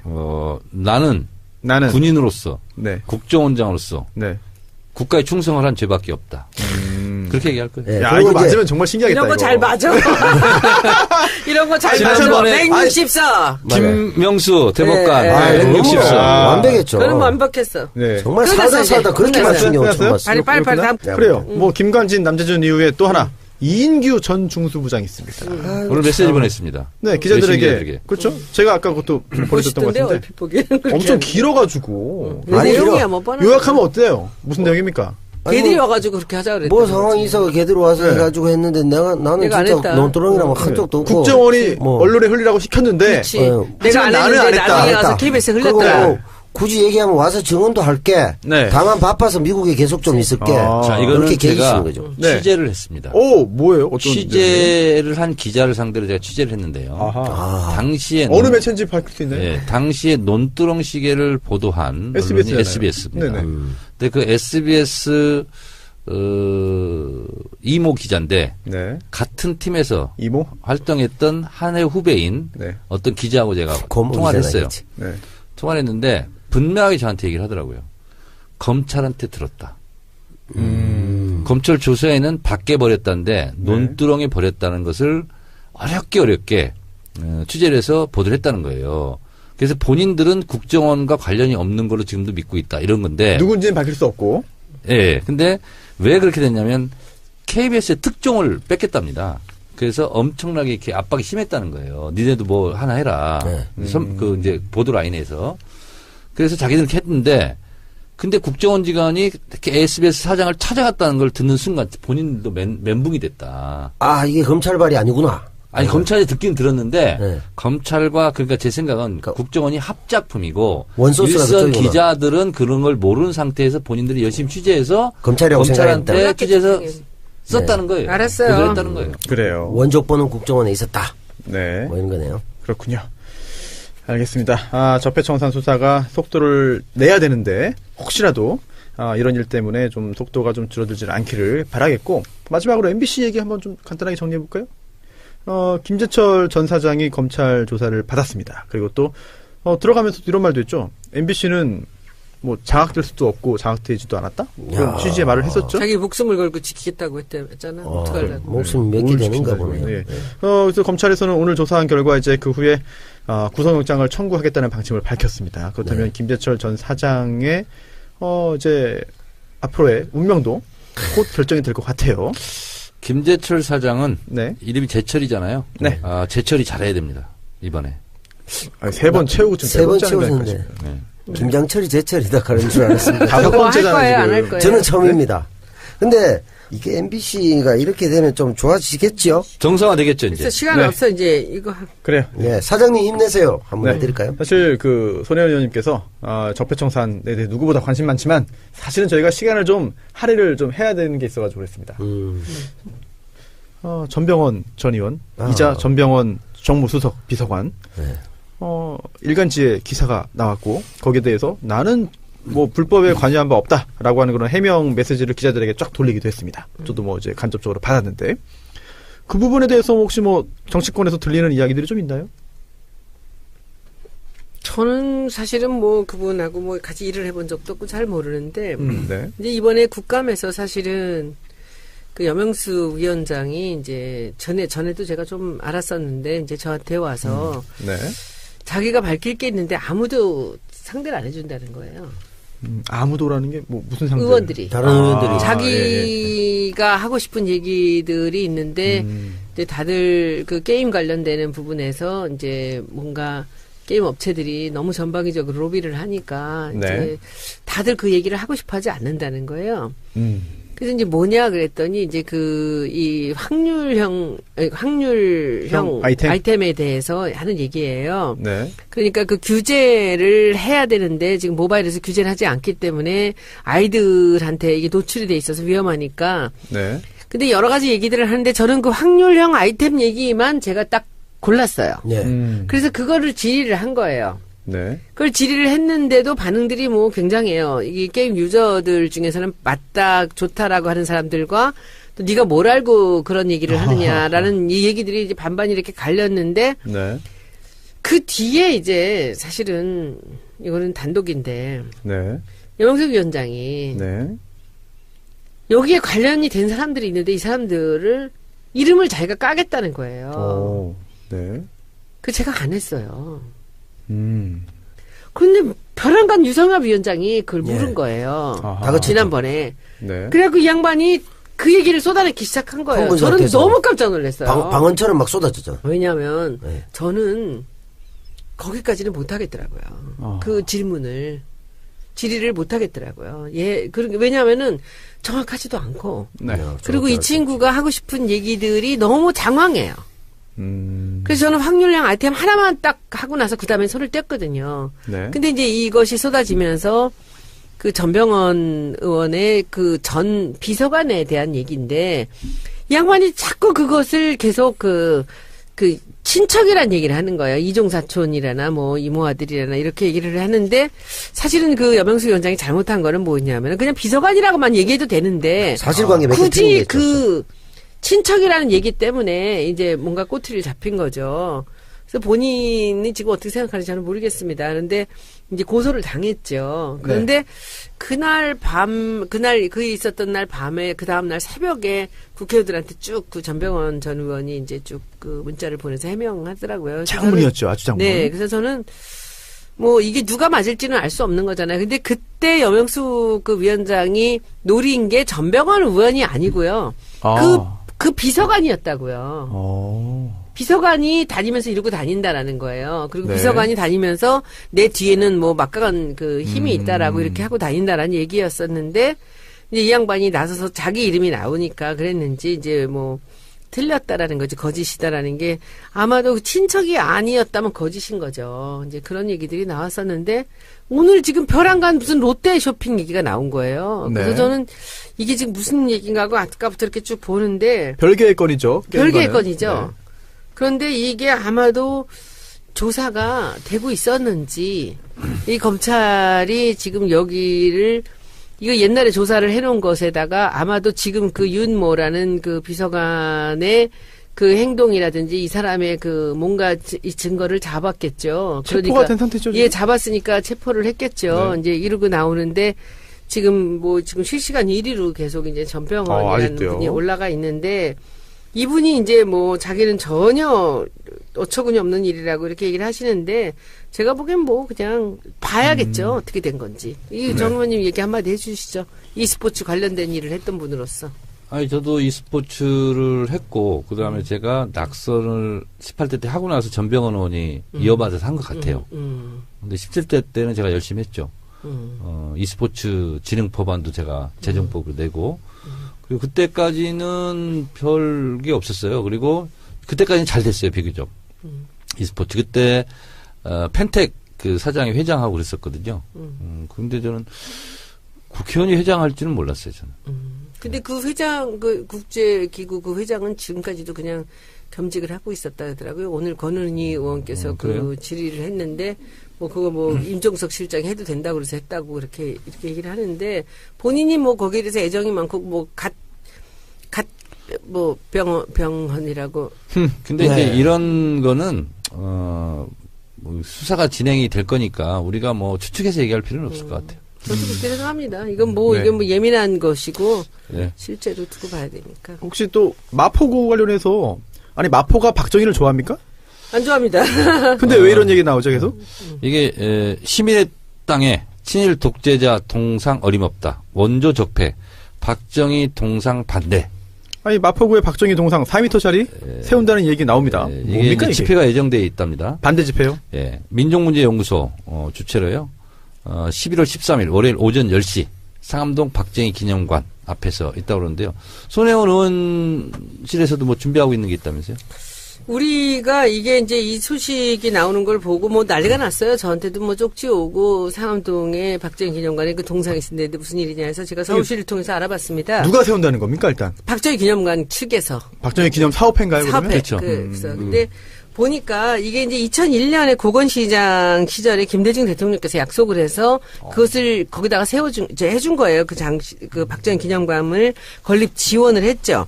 그 대선 공약에 있었고 그것에 기초해서 시작된 일이었는데 이 상암동이 개발되면서 이제 무상으로 사용할 수 있도록 협약서를 만드는 것으로 시작해서 여러 과정이 거쳐왔는데 이게 중요한 것은 지금 박정희 기념관이 상암동 택지 개발 지구에 들어있거든요. 그래서 이 서울시 조례를 따라서 일을 해야 돼요. 그런데 서울시에는 서울특별시 동상기념비 조형물의 건립 및 관리 기준 등에 관한 조례가 있어요. 그래서 거기에 따라서 공공용지에 조형물을 세우는 것은 서울시가 관리하고 있거든요. 그래서 이 조례 8조에 따르면은 동상을 세우려면 건립 인가 신청을 해야 돼요. 그 다음에는 구조에 어디예요? 따라서 구에 서울시에. 그렇죠. 서울시에. 구시에. 예. 구조에 따라서 서울특별시가 동상기념비 기념비, 조형물, 심의위원회의 인가를 받아야 하는 사항입니다. 아하. 근데 그걸 받지 않고 그냥 세우려고 했던 거죠. 그래서 저희가 이제 일단은 그것을 받으라고 서울시에다가 이제 얘기를 했고 그쪽에다가 거기서 연락을 저지를 하면 했고요. 되겠구만요. 그래서 이제 박정희 기념관 측은 서울시 조례에 대한 아무런 지식 없이 무조건 일을 저지르려 했던 거죠. 이걸 홀드를 했습니다, 우리가. 그래서 우리 의원실에서 기념관 측과 이제 통화를 하려고 했더니 전화를 안 받아요. 그렇지만 제가 보기에는 시민의 동의도 없이 서울 시내 한복판에 마음대로 세우는 일은 결코 없을 겁니다. 그런데 이것이 김대중 대통령이 대선 공약을 통해서 해준 거기 때문에 이 사람들이 적법한 절차를 거쳐서 만약에 한다면 또 굳이 막을 수 있는 길도 없습니다. 그러나 저희가 일단 예의주시하면서 이것을 지켜볼 생각입니다. 추가 설명드리면 네. 이 동상은 원래 광화문에 세우려고 그랬대요. 아. 근데 이게 이제 반대 부처에서 못했고. 세종대왕 뒤에 그래서 이 앞에 아니야, 동상을 또? 만든 분이 세종대왕상 그 만든 분이래요. 옛날에 만들어 놓은 거네. 아니, 만들어 놨어요? 돌아가셨는데. 만들어 있어요, 세운다는 지금. 얘기예요? 만들어 네네네. 있어요. 어디 있어요? 그래서 원래는 오보였다는데 13일 날 그 그 동상을 네. 들여온다 기념관으로. 오. 이제 그건 아니었고 그건 아닌 걸로 알고 있고 이제 차츰 계획을 세워 세운다는 건데 비싸겠네. 지금 서울시 조례에 따라서 해야 된다면 조례에서 그럼 반대하면 될 것 같고요. 그 방법이 하나 생긴 것 같고 2015년인가요? 서울시에서 그 땅을 서울시 땅이거든요. 아예 박정희 기념관에 팔려고 그랬어요. 매각하려고. 그걸 내가 알고 깜짝 놀래가지고 그러면 이제 저 이사도 안 가고 영원히 있을 거 아니에요. 팔겠다고 딱 해서 돈까지 이제 정했었거든요. 그래서 그거를 이제 제가 막았죠. 아. 절대 안 된다고. 그- 국감 때. 그 세종대왕을 이제 그 지으신 이제 이거 조각을 하신 분이 김영원 활동비? 조각가라는데요. 아 그러면은 세종대왕 하신 분이구나. 네, 예. 그러니까. 그 사실은 그 저기 뭐야 이순신 장군 하신 분이 굉장히 유명하신 유명한 분이었어요. 아니 굳이 세우려면 뭐 따님하고 2개 세워가지고 네. 그 박정희는 저 가슴에 구멍 하나 내고 따님은 저 쇠고랑 하나 이 해가지고 동상이 독재를 하면 박정희 이렇게 된다는 타산지석으로 삼으면 박정희 좋지 탄생 않을까. 100돌 반면 기념 교사인가? 사업 추진위원회라는 단체에서 기증받은 것이래요. 기증. 예. 그럼 백돌이면은 이미 최근에 만들어진 거네. 네. 만들어서 누가 준 건데 여기 놓을 데가 없어요. 거기다 갖다 놓으려고 그랬지. 지하 창고에 광화문에 보관하는 세우려다가 못 세우고 이제 일리 오는 거죠. 땀 밀려오는 거지 뭐. 하여튼 결국- 서울시 조례에서 막는 수밖에 없겠네요. 네. 결국 구미 상무동으로까지 쫓겨 내려오지 않을까. 뭐 시장 계신 동안이야 뭐 쉽지 않게 그걸 알겠습니다. 만들었구나. 벌써. 이미 다 됐군요. 그래서 이제 자기네가 네. 세우려고 그래. 일단 그 마포에 연고를 둔 두 분이 계시니까 잘 좀 시민의 뜻을 잘 반영해서 좋은 결과 좀 내주시기를 근데 그거 갖다 부탁드리겠습니다. 세우면은 무슨 꼴을 당할지 모르는데 그렇게 아우. 세운다는 생각을 어떻게. 그러니까요. 근데 사실 그게 올 때 갈 데가 없네요. 그러니까요. 그건 뭐 그쪽 사정인 그 것 같아요. 표지석도 그 막 낙하 뿌려가지고 네네. 그것도 이제 뭐 그랬는데. 네, 가려놨는데 아직도 그 가려놨는데. 물레공원에도 또 박정희 그 동상 있잖아요. 그것도 막 어. 낙하 근데 치라고. 왜 여기저기다가 왜 그렇게 기념관을 만들어놔요? 아무도 가지도 않는데. 그냥 무슨 생가라든가 이런 데 세워놓으면 되죠. 한번 가볼까? 어디를? 기념관? 도대체 뭘 해놨나? 기념관에 아무것도 없어요. 궁금해요 정말. 사람도 아니, 안 왔다 안 갔다 가. 하고. 자주 지나가는 길이에요. 방송국 그냥 앞이어가지고. 그러니까 박정희 기념관도 바보야. 저 어린이 도서관으로 함께 원래 사용하기로 했거든. 하기로 했어요. 내놓기로 했어요. 그러면 사람들 아, 왔다 내놔요? 갔다 하고 좋잖아요. 2층 다 내놓기로 했는데 지금 또 저렇게 깜깜 소식으로 있네. 정권 그래요? 바꾸고 나서 제 친구 남편의 제일 절친한 친구야. 지금 누가요? 그 좌승희라는 분. 음. 그분이 지금 그분 좀 유명한 분 아니에요? 유명한 분이지. 네. 그렇죠. 그래서 이제 제가 딱 힘좀 써주세요. 정권 바꾸자마자 제가 이제 연락드리고 찾아갔어요. 이런 사례도 어떻게 하실 있었거든요. 겁니까? 대구에 네네. 도심에 제가 2012년 대선 전에 박근혜 생가를 찾겠다고 네. 막 건축용 폴대를 들고 막 쇼를 하면서 다니고 찾아요. 어. 그게 파리바게뜨 뒤쪽 건물이야. 네. 그 요지점입니다. 네. 하고 내가 얘기를 해요. 네. 그러고 나서 당선이 됐잖아. 네. 당선되니까 대구시가 갑자기 거기다 뭘 비석 같은 걸 세우고 이제 출생지 생가라고 딱 적어요. 그런데 이번에 국정농단 되고 나서 많은 시민단체들 가서 심심하면 가서 락카치를 하는 거야. 심심하면 낙서를 하고 결국은 그 해당 관청이 중구청인데 네. 이쪽이 좀 틀어진 것도 있어요. 대구 그 서문시장 그 화재 났을 때 네. 권영진 시장하고 윤순영 중구청장이 있는데 네. 박근혜 대통령 오면서 쌩 까고 갔거든. 친박 단체만 부르고 현직 시장과 중구청장을 아웃시켜 버렸어요. 전문 용어를 그래서 이렇게 쓰시네. 자기들도 이제 싫어하는 부분이 있는데 네. 어쨌든 그러다 보니까 중구청도 네. 속수무책으로 하다가 이제는 그걸 없애버렸어요. 그러니까 이게 국민의 여론이라는 게 그만큼 중요하기 때문에 마포가 만만한 동네가 아니잖아요. 이 두 분이 네. 계시고 아마 여론에 떠밀려서 결국 시도하다가 좀 불발도 거치지 않을까 저는 그렇게 봅니다. 근데 이제 갔다가 저 사람들이 무식하게 또 세워놓으면 이제 그 다음에 이제 감당 못할 일이 벌어지는 아, 그렇죠. 거죠. 매일 그렇죠. 낙하로 장난치면 네. 뭐 설치 미술이 나면 어떡할 거예요. 사건이 커지기 전에, 일이 커지기 전에 좀 미리 좀 조치를 취하면 근데 좋겠다라는 지금 올 생각이 때갈 데가 드네요. 없어진 거야 그게. 아니, 그건 어디 저쪽이 저기 모르겠어요. 구민에다 네. 갖다 세우면 될 텐데. 그러니까요. 뭐 정보도 와야 돼요. 녹여도 되고, 예. 남유진이 네. 있으니까 네. 고민이 가능할게요. 세상을 바꾸는 정치유사 팟캐스트 정치 알아야 바꾼다. 132번째 한지 방송이었고요. 건너뛰고 오니까 반갑네요. 그래요? 네. 아, 저희도 반갑습니다. 네. 청취자분들도 다들 세계 화장품 수출량의 37%가 중국으로 수출한다는 거. 지금 뭐 랑콤이나 샤넬 같이 옛날에 한 시대를 구가했다가 다 떨어져 가던 것이 중국 때문에 다시 다 살아났어요. 네. 왜냐하면 그 많은 인구가 네. 화장품을 안 쓰던 걸 쓰기 시작했으니까. 그러니까요. 그래서 제가 중국에 1년간 유학했었잖아요. 네. 그래서 이제 티베트 쪽에 깐수성 그쪽에 갔었는데 거기 이제 얼굴이 벌거스름합니다. 중국 사람들이. 근데 10대부터 70대까지 제가 한국 사람이다. 어디서 한국어는 그럼 다 물어보는 게 뭔지 아세요? 뭐래요? 이영애 아니야. 대장금이. 그래서 안다 그러면 네. 그리고 내가 얘기했죠. 나 이영애를 잘한다. 이영애가 나를 개인적으로 아세요? 아는지는 모르겠다. 근데 그 이영애를 왜 물어보냐면 어떻게 하면 이영애 피부처럼 되냐. 그건 저도 모르는데. 그거 안 되지. 그거 우리가 알면 다 그렇게 되겠지. 그래서 제가 이렇게 얘기했어요. 이영애로 한국 태어나야지. 화장품 쓰면 된다. 아이고, 거짓말이잖아요. 뭘 거짓말이야. 네? 거짓말 아니에요? 다 그렇게 그러니까 광고하는 거예요. 명동에 임대료를 글쎄, 대부분. 10배를 올려놓은 게 그 화장품이에요. 그러니까 네. 명동이 옛날에 있었던 양복점이나 구두가게나 이런 게 다 없어지고 모두가 다 화장품 가게가 됐는데 네. 이번에 중국에서 이제 삐끗하고 이제 관광객 안 보내니까 싸그리 다 죽어버렸어요, 지금. 지금도 심각해요. 그러니까 사실. 중국의 힘이라는 게 셉니다. 그래서 이번 트럼프 방안을 그렇게 계기로 해서 과연 우리의 외교의 방향은 무엇이어야 되고 그리고 균형 외교라는 것이 뭐 보태지도 않고 빼지도 않고 딱 맞는 말이거든요. 그래서 가장 외교까지. 그렇습니다. 그래서 한 번쯤은 우리의 외교 이것이 근데 김대중 대통령 이후로 쭉 나왔던 거고요. 이게 이제 노무현 대통령 때는 동북아 물류 중심 국가, 동북아 균형자론 이것이 이제 균형 외교랑 같은 거거든요. 그래서 여러 가지로 복잡하고 힘들고 국내 사정도 어렵지만 어쨌든 외교는 이게 눈덩이를 치면은요. 처음에 주먹 같은 눈을 하나 이렇게 말아가지고 굴리다 보면 눈덩이가 점점 커지지 않습니까? 네. 외교, 안보, 국방이라는 것은 가장 큰 눈덩이예요. 우리 국내적으로 좀 하고 절약하고 뭐 허리띠 졸라매고 좀 뭐 하고 하면 뭐 합니까? 외교, 안보, 국방이 한 번씩 펑펑 터지면 네. 이것은 굉장히 큰 눈덩이이기 때문에 이 외교, 안보, 국방을 잘해야 된다. 그런 면에서 저는 문재인 대통령을 제가 뭐 무조건 좋아하고 네. 그런 차원을 떠나서 네. 균형 외교 네. 로 이렇게 외교 중심을 잡았다는 것은 대단히 네. 예, 오늘 평가할 만하다. 옳은 방향이다? 외신 평가들이 뭐 오늘 굉장히 좋은 게 그중에 오, 굉장히 예, 특기할 예. 만한 사실이 뭐래요?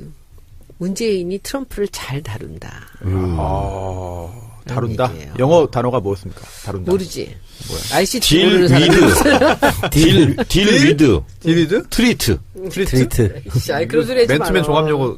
그렇지. 예. 오늘 저거 나오면은 저 손수 변호사가 ICT가 뭔지 네. 몰라서 물었다. 네. 정보통신 기술. 아이씨. 케어는 안 될까? 트럼프 케어. 케어? 아니야. 근데 케어, 트럼프- 그런 말 하면 안 돼. 트럼프 잘 케어는 돌보기. 굉장히 광범위하게 이게 광의가 많아요. 근데 제가 보기에는 이제 문재인이라는 사람이 갖고 있는 그런 덕목 중에서 이렇게 자기 속마음을 잘 보여주질 않아요. 예스는 잘하는데 노를 안 해요.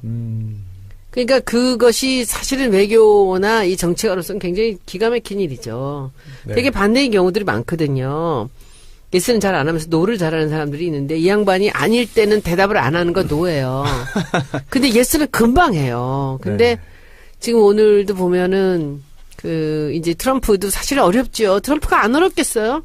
국민들이 촛불 켜가지고 대통령을 만들어 놨으니 정말 5천만 국민 전체를 다 상대하는 거 아닙니까? 근데 아베하고는 둘이 골프 치면서 난리를 치면서 이렇게 둘이 이렇게 찍딱짝꿍이 맞고 편하단 말이죠. 그러니까 문 대통령 같은 사람은 딱 자기하고 손바닥을 부딪히면서 뭔가 이렇게 그게 뭐 같이 팍 통하는 사람은 아닌데 이 사람이 지금 국민들한테 대한 인기도라든지 이걸 박근혜를 그냥 탄핵시키고 네. 들어온 이 국민의 힘이라는 것이 문재인한테 있기 때문에 그게 두려운 아니, 거죠. 국내 지지도 따지면은 문재인 대통령이 트럼프보다 한 3배 높지 않아요? 훨씬 높죠. 비교도 안 되지. 4배인가? 그러니까 그럼에도 불구하고 트럼프한테 예우를 갖춰서 해달라라는 식으로 이렇게 하면서 국민들을 사실 좌지우지 지금 하고 있거든요. 문 대통령이. 근데 그런 상황에서 왔는데 골프도 안 치지. 근데 오늘은 저는 굉장히 잘한 것 같다는 생각이 네네. 드는 게 우리 대통령이 딱 적당하게 치우치지 않는, 우리가 절대로 양보하지 않는 그런 뭔가 중심을 잡아 보였다는 것이 저는 되게 좋았던 것 같아요. 그리고 아마 앞으로도 그런 면에서는 계속 우리 장청래 의원께서 걱정하시고 하는 그런 부분들을 전 잘할 거라고 생각합니다. 오늘 10분 동안의 단독 정상회담이 있었고요.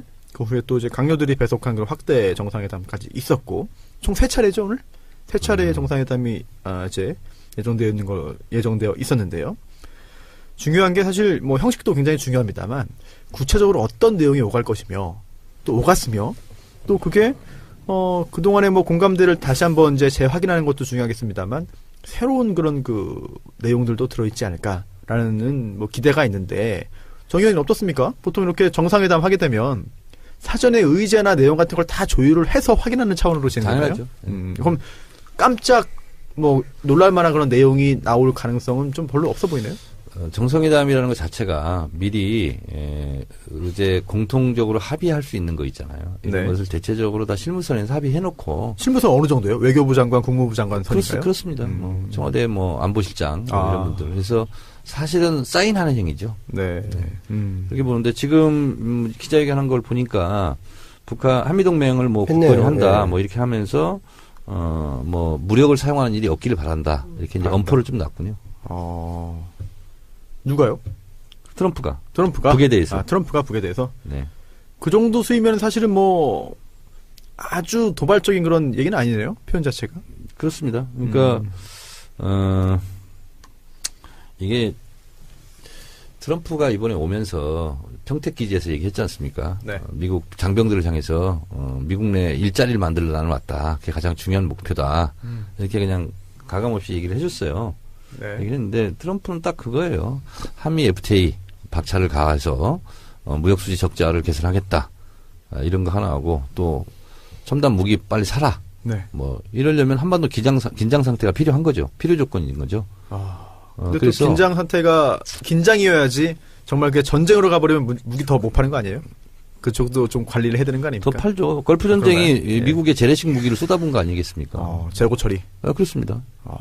그런 일이 생각만 해도 끔찍하네요. 그거는 한반도에서 그런 일이 생기면 절대 안 되는 그러니까 건데. 그 총알 맞고 폭탄 맞아서 죽는 사람으로 치면 네. 참 환장할 일이죠.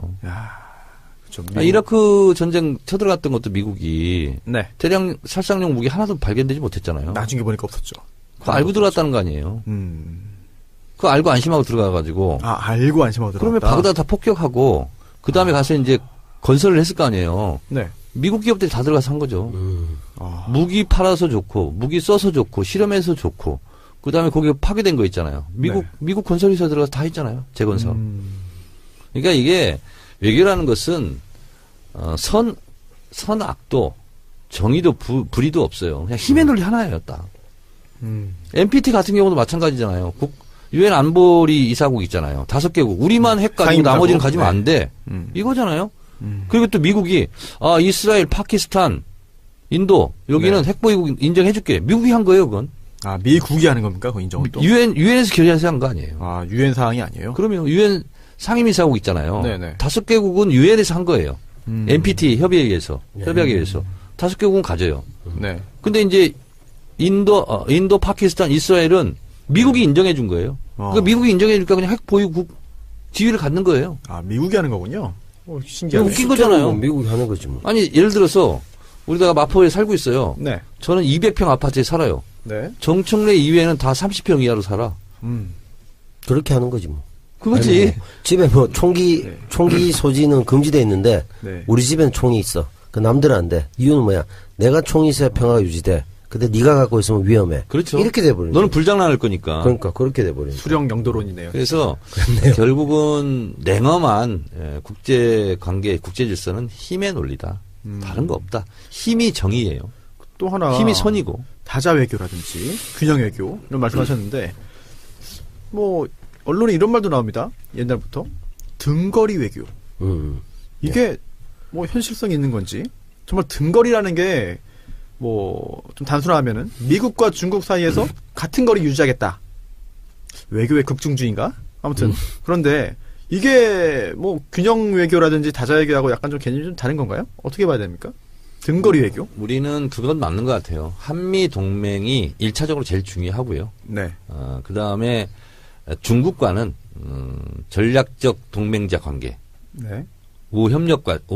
전략적 우호협력적 관계 이게 맞는 것 같아요. 그리고 그것은 김대중 대통령 이후로 쭉 박근혜 이명박 때까지 계속 같이 됐던 거거든요. 그래서 무엇이 중요한디 그러면 역시 한미 동맹일 수밖에 없다. 네. 그것이 미국이 싫든 좋든 간에. 그럼 등거리는 아닌 거네요? 그렇죠. 당연하죠. 그럼 등거리 외교라는 표현 자체는 동의하지 않으신다? 그렇습니다. 알겠습니다. 그러니까 예를 들면 이런 거예요. 북한의 입장으로는 미소 등거리 외교를 했잖아요. 아, 거기서 나온 말이군요. 네. 중립 외교. 네네. 미소. 그러니까 네. 중국이 서운하게 하면 소련한테 붙고 네. 소련이 서운하게 하면 중국한테 붙고. 근데 이 등거리라는 것이 네. 기계적으로 항상 같은 거리를 유지해야 된다는 게 아니고 어떤 시기에는 중국, 어떤 시기에는 소련. 그래서 균형을 맞춰 나간다는 거거든요. 네. 그래서 마찬가지로 예를 들면 우리도 상황에 따라서 미국보다 중국이 더 중요해질 수도 있는 거잖아요. 사안에 따라서 그럴 수 있죠. 그렇습니다. 네. 그래서 사안에 따라서 균형을 맞춰 나가야 된다는 거지. 융통성이 필요하다. 1년 365일 똑같이 네. 뭐 균형을 맞추겠다. 기계적으로 그런 건 네. 아닌 거죠. 남 배우님, 뭐 기사 보니까 트럼프 방안에 반대하는 220여 개 사회단체가 또 뭐 그런 또 하나의 단체를 만들어 가지고 이제 방안 반대 시위도 하고 그렇습니다. 어떻게 보셨어요? 뭐 제가 그 부분 상세히 못 봤는데 참 그렇죠. 여러 가지 이제 사안별로 보면 트럼프가 얘기했던 게 뭐 무기 강매, FTA 자기가 유리한 조건을 만들고 여러 가지 부분에서 어떤 그 국익과 또는 우리 입장에서 국익과 배치되거나 또는 다수 서민의 삶을 침해할 요소들이 있으니까 반대할 수 있다고 저는 볼 수 있는데 그게 뭐 의사 표현이야 충분히 할 수 있는 거죠. 다만 뭐 그게 뭐 큰데 현실적인 뭐 힘을 갖기는 어렵지 않을까. 뭐 거기다가 이제 문재인 대통령이 우리 할 얘기를 어느 정도 했기 때문에 또 이런 네. 부분은 조금은 커버가 되지 않을까. 기본적으로는 뭐 트럼프 자체에 문제가 많은 사람이고 미국의 지금 국제관계에서 문제점이 많기 때문에 거기에 대한 원론적인 반대 차원은 계속 있을 거라고 봅니다. 그러니까 이렇게 보시면 돼요. 민주주의 사회에서는 당연한 거다. 네. 아니 트럼프 방안을 반대하는 사람도 있고 찬성하는 사람도 있는데 있는 게 정상이죠, 사실. 있는 게 그렇죠. 정상이죠. 근데 이제 댓글에 보면 네. 이거 문재인 대통령을 곤욕에 빠뜨리는 거 아니냐 이런 우려 섞인 댓글도 좀 있더라고요. 근데 그런 거와는 관계가 없고 그런가요? 오히려 국민들이 네. 무기 강매하지 마라 이렇게 반대해 주는 게 오히려 힘이 실릴 수도 있는 거예요. 그래서 민주주의 국가는 그런 다양한 의견들이 존재하는 거고 그리고 네. 그것이 잘만 또 그 외교에서 활용을 하면 또 뭐 좋을 수도 있어요. 또 굉장히 흥미로운 게 지금 댓글 여론 보면은 문재인 대통령한테 뭐가 좀 해가 될 것 같고 문재인 정권에 뭐가 피해갈 것 같으면 여론들이 굉장히 자발적으로 앞서가지고 다 뭐 인터넷 용어로 쉴드를 쳐주죠. 네. 예, 걱정도 많이 해주고 이런 상황이 사실 그 정권 초기에 잠깐 있다가 뭐 없어질 거 아니냐라는 여론도 있었는데 아직까지 강한 것 같아요. 지지율도 70%를 다시 회복을 했고 앞으로 상당 기간 좀 이렇게 지속되지 않을까 그런 생각이 들고 초유의 일 아닌가요? 사실 이 정도면? 그렇죠. 그게 뭐 좋은 것이기도 합니다만 실드라는 실드는 좀 곤란하지 않을까. 예를 들면 뭐 야구 진영 논리로 야구 뭐 이것처럼 우리 편 항상 좋다 이런 식의 그것보다는 실제로 이제 우리가 해석되기에 현 정부의 힘이 실리는 것일 수도 있잖아요. 반대라는 부분이. 왜냐하면 트럼프에 대한 문제점을 정부가 직접 말하기 곤란한 점도 있을 수 있어요. 그런 면에서는 상호 보적적일 수도 있기 때문에 그렇게 나쁘게만 볼 이유는 없고 그런 차원에서 좀 뭐 널리 다양한 견해를 수용하는 게 민주주의 아니겠냐. 네. 그렇게 봅니다. 이걸 뭐 자꾸 문 대통령 곤란하게 만든다. 야 그래서 나쁘다. 니 또 데모하냐. 이건 아닌 것 같아요. 네, 트럼프가 오늘 지금의 한미동맹이 그 어느 때보다 깊고 확고하다라는 말을 했습니다. 한반도가 이제 좀 군사적인 그런 충돌에 좀 장이 되지 않기를 바라는 마음이 아마 모든 정치자분들을 갖고 계시는 마음이 아닐까 생각이 되고요. 그리고 또 찬반 집회 때문에 오늘 서울에서도 뭐 여러 차례 뭐 충돌이 있지 않겠느냐 하는 그 걱정이 있었는데 다행스럽게도 성숙하게도 불상사는 이제 없었다라는 보도들이 나오고 있습니다. 트럼프 관련해 가지고 더 하신 말씀 있으신가요? 내일 국회에 와요. 아, 내일인가요? 몇 시에요? 오전? 오전이 10시. 10시에. 손혜원 의원님은 뭐 바로 앞에서 듣겠네. 바로 앞이요. 네. 야. 두 번째 줄이에요? 세 번째 줄이에요? 한 3-4번째 정도 돼요. 뭐 입고 가실 그러니까 겁니까? 한복 입을까? 한복. 아니야. 그러니까 제가 여쭤본 거예요. 넬란이 안 올 건데 뭘. 네? 밖에 있을 수도 있어요. 밝은 색깔 옷 입고 가 눈에 좀 튀게 할까 아, 지금. 예. 경쟁자로 멜라닌을 내일 생각하시는 7시부터 예산 뭐 좀 회의가 있어가지고. 네. 교문위가 맨 앞자리에 앉잖아요. 본회의장. 아, 그렇게 정해진 거예요? 아, 그렇군요. 아니, 교문위가 원래 인기 상임위 순서대로 앞으로 앉아요. 국회 본회의장 배석이. 교문 앞이라서. 그리고 초선이 앞에 앉고. 초선이 앞에 앉고 나이 제일 어린 사람이 초선 중에서 제일 앞에 앉고. 난 나이가 많아서 재선들하고 같이 앉아. 아니, 나이 많은 분이 앞에 앉아 잘 보이지. 그러면 지금 누가 박경미 의원이 앞줄이 안 나요, 그러면? 아마 그럴 거예요. 네. 그 남자들 초선들 앞에 다 깔았고 제가 제일 뒤쪽이에요. 거기서 상임위별로 자리가 있구나, 되게 그렇게. 그렇죠. 몰랐네요. 아니 게다가 이제 처음에는 저쪽에 구석 우리가 야당일 때는 저쪽 오른쪽 구석에 있었어요. 그런데 여당이 되자마자 가장 센터로 오게 된 거예요. 그러니까. 제가 17대 때 문광이었잖아요. 지금 이제 교문이라고 할 수 있는데 맨 앞자리 앉았어요. 아 진짜 남자들 젊은 남자가 먼저. 맨 앞자리. 힘쓰라고요? 아니 그게 아니라 아니야. 초선이라? 문광이가 가장 인기 상임이었거든. 네. 그럼 맨 앞에 앉아요. 화장실 다니기 불편하라고. 어. 인기 상임이 갔으니까. 그리고 초선이 앞에 앉는데 초선 중에서도 나이가 제일 어린 사람이 맨 앞에 앉거든. 그러니까 난 맨 앞에 앉았어요. 속기사랑 얘기하고 있고. 그러니까 내가 뭐라고 쭝얼거리면 속기사가 내 건 적어요. 아, 그래요? 목소리도 큰데다가. 토끼독에 성명 밀상 웅성웅성 계셨거든요. 근데 정청래 의원. 그래서 예전에 그런 적이 있어요. 누가 하도 얄밉게 노무현 대통령 막 비하하면서 허리도 아프면서 무슨 골프를 치러 가냐 막 이렇게 얘기를 하더라고. 그래서 내가 뭐라 했는지 알아요? 그 한약이나 좀 한제 좀 지어주면서 얘기해요. 근데 정청래 한약이나 한제 지어주라고 말하고. 맨 앞에 앉으면 그래. 그 앞쪽에 앉았으니까 트럼프하고 악수 좀 하세요. 에이. 근데 싫어? 앞에서 이제 리얼하게 보겠죠. 네. 뭐 하여튼 뭐 무슨 말 할지도 중요하네요, 사실. 뭐, 돌발적인, 오늘 한 거 봐가지고는 돌출 언사는 없지 않을까 생각이 좀 됩니다. 글쎄, 써준 거 다 읽는 거니까. 그런가요? 예전에 나는 후진 따오주 쓰고 왔을 때, 네네. 이제 맨 앞에 내가 들었잖아요. 네. 근데 내가 중국어를 그때 아무것도 모를 때인데, 네. 계속 한국, 중국, 공통 파전, 계속 그 얘기 하더라고. 공동 파전이 뭐예요? 공동 발전. 발전. 아, 그래서 한국, 중국 공동 발전. 네. 그 얘기를 제일 많이 했어요. 어. 아마 이제 내일도 이제 트럼프 대통령이 이제 뭐 한미동맹 강화 뭐 이런 거 얘기 제일 많이 할 거야. 그래, 종편에서는 또 어떤 단어 많이 썼냐, 또 몇 번 나왔냐 하고 또 그래서 뭐 박수 몇 번 또 그래서 하겠죠. 후진 따오주석이 연설 마치고 딱 올 때 내가 뭐라 했는지 알아? 이제 나도 흉내를 낸 거야. 한국어, 중국어. 한국어, 중국어 공통 파전. 그랬더니 막 알아들어요? 당연히 알아듣지. 그러니까 나한테 와서 막 악수하고 막 그러더라고. 오, 친근한 척 표시하고. 알겠습니다. 내일 소녀님도 안쪽이야. 한미. 길하고 멀어. 그래요? 아, 안타깝네요. 네. 알겠습니다. 트럼프 대통령 방안 관련해가지고 제발 좀 우리나라의 국익에 도움이 되는 쪽으로 좀 진행이 됐으면 좋겠고요. 오늘 또 이용수 할머니도 뭐 트럼프 대통령 네. 만났다고 하더라고요. 네, 네. 포옹도 하고 뭐 그랬다고 하는데 이게 아베가 좀 봤으면 좋겠습니다. 뭔가 좀 해결책이. 그러니까 거기서 중심을 딱 대통령이 잡는 게 너무 좋아. 응? 그렇죠. 지금 일본한테 대하는 네. 그런 태도 같은 거 딱 우리가 네. 중심 이렇게 아부하지 않고 하는 게 너무 좋아요. 요새 김정순 여사 그때 한복 입고 있는 것 같은데요? 아, 밥 먹을 때 뭐 입었나 봐. 밥 먹을 때만? 알겠습니다. 박근혜 사건. 협상 아니다라고 얘기를 했거든요. 네. 약간 삐진 거죠, 어떻게 보면. 네. 일부러 그러는 건가? 약간? 제가 트럼프를 오늘 이제 방한했잖아요. 그래서 네. 트럼프에 대해서 좀 알아봤어요. 오. 그랬더니 트럼프가 이제 아버지가 부동산 업자였고, 이게 네. 이제 미국, 손혜원님, 퀸즈 알죠? 퀸즈. 거기서 태어났더라고요. 퀸즈? 그래서, 예. 어디예요? 뉴욕에 퀸즈라고 있어요. 뉴욕에? 네. 허드슨강인가요? 흐르는 게? 그 옆에 네. 있는 퀸즈 지역인데, 거기서 태어났고, 아버지가 재벌, 뭐, 부동산 업자인데, 그 이어받아서 했더라고요. 근데, 트럼프가 한때 개인 파산까지 했더라고요. 아, 그래요? 예. 어떻게 제기했지? 와. 뭐, 다양한 직종을 가지고 엔터테인먼트 사업도 있고, 돈 뭐도 되는 했고, 건 다 했지. 다 했어요. 프로레슬링 저는 봤어요. 트럼프 나온 거. 예. 야. 한 200개 브랜드를 가지고 있대요. 트럼프가. 부자네. 근데 이게 쫄딱 망해가지고 파산까지 했어요. 야. 그리고 다시 회생을 합니다. 그리고 저는 몰랐는데 방송 진행까지 했더라고요. 리얼리티 쇼 진행 한참 했죠. 예. 그러면서 유명세를 타면서 이제 대통령까지 이제 가게 됐더라고요.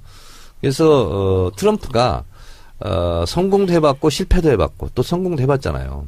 그래서 이분은 제가 봤을 때는 대통령으로서 어떤 지도자로서의 외교술 이런 게 아니라 강대국 슈퍼파워의 프레지던트 그 파워를 이용해서 윽박지르고 엎어놓고 이런 거다. 이런 생각이 좀 들더라고요. 네. 그래서 오늘 제가 트위터 썼더니 다른 사람들은 뭐 제 속뜻을 모르고 이렇게 좀 안 좋은 댓글도 다시던데 뭐라고요? 청와대 환영 행사를 봤어요, 제가. 네. 어땠습니까? 봤는데 미국에 무슨 테러가 일어나서 뭐 그랬다는 분들도 있지만 제가 봤을 때는 좀 예의가 없다 이런 생각이 들었어요. 왜냐하면 평택에 문재인 대통령이 갔잖아요. 그럼 말이라도 립서비스 차원에도 아이고 뭐 여기까지 오시냐고 고맙다고 했겠지. 안 했답니다. 미군이 트럼프 쪽이 트럼프가 그 얘기 안 했답니다. 그리고 버선발로 달려가 줬는데도 고맙다는 얘기를 안 했다는 거죠.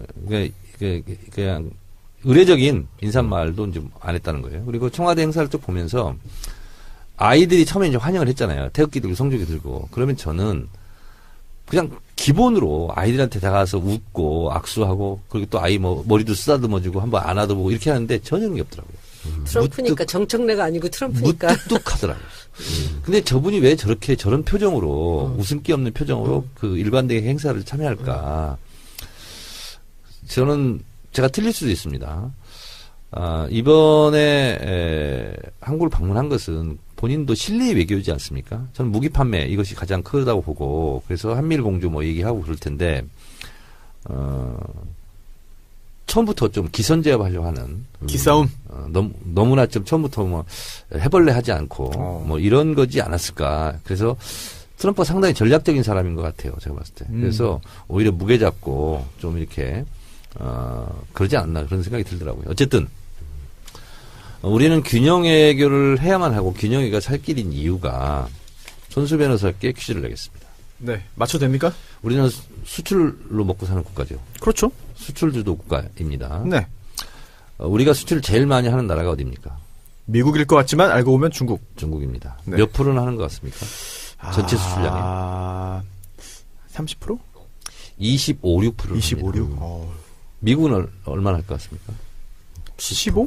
13%. 12. 대충 맞추네, 그래도. 그래서 미국, 일본, EU의 네. 수출하는 수출량과 네네. 중국하고 비슷합니다. 어마어마한 거네요. 그렇습니다. 그러니까 우리가 수출로만 본다면 미국, 일본, EU를 다 합친 거하고 중국하고 하는 거 똑같아요. 야, 중요한 국가예요, 사실, 우리한테. 그래서 우리는 중국과 예를 들면 관계가 잘못된다. 네. 그러면 그러면 우리는 수출이 막히는 거예요. 근데 우리가 중국으로부터 수입하는 건 또 별로 없어요. 그렇죠. 그게 상대적으로. 그리고 특히 90년대 초반 같은 경우는 전통산업, 뭐 섬유 뭐 이런 걸 주로 이제 수출했었는데 그러다가 이제 반도체, 철광, 석유화학 제품 이런 거를 2000년대 하다가 지금은 ICT. ICT가 뭐예요? 첨단. 첨단? 예. 정보, 문화. 그렇죠. 그런 걸 주로 이제 하는데 ITCT. 중국에 다 하는 수출하는 70%는 가공무역이랍니다, 또. 그래서 제가 공부를 하다 보니까 이렇게 얘기하더라고요. 앞으로 우리는 예.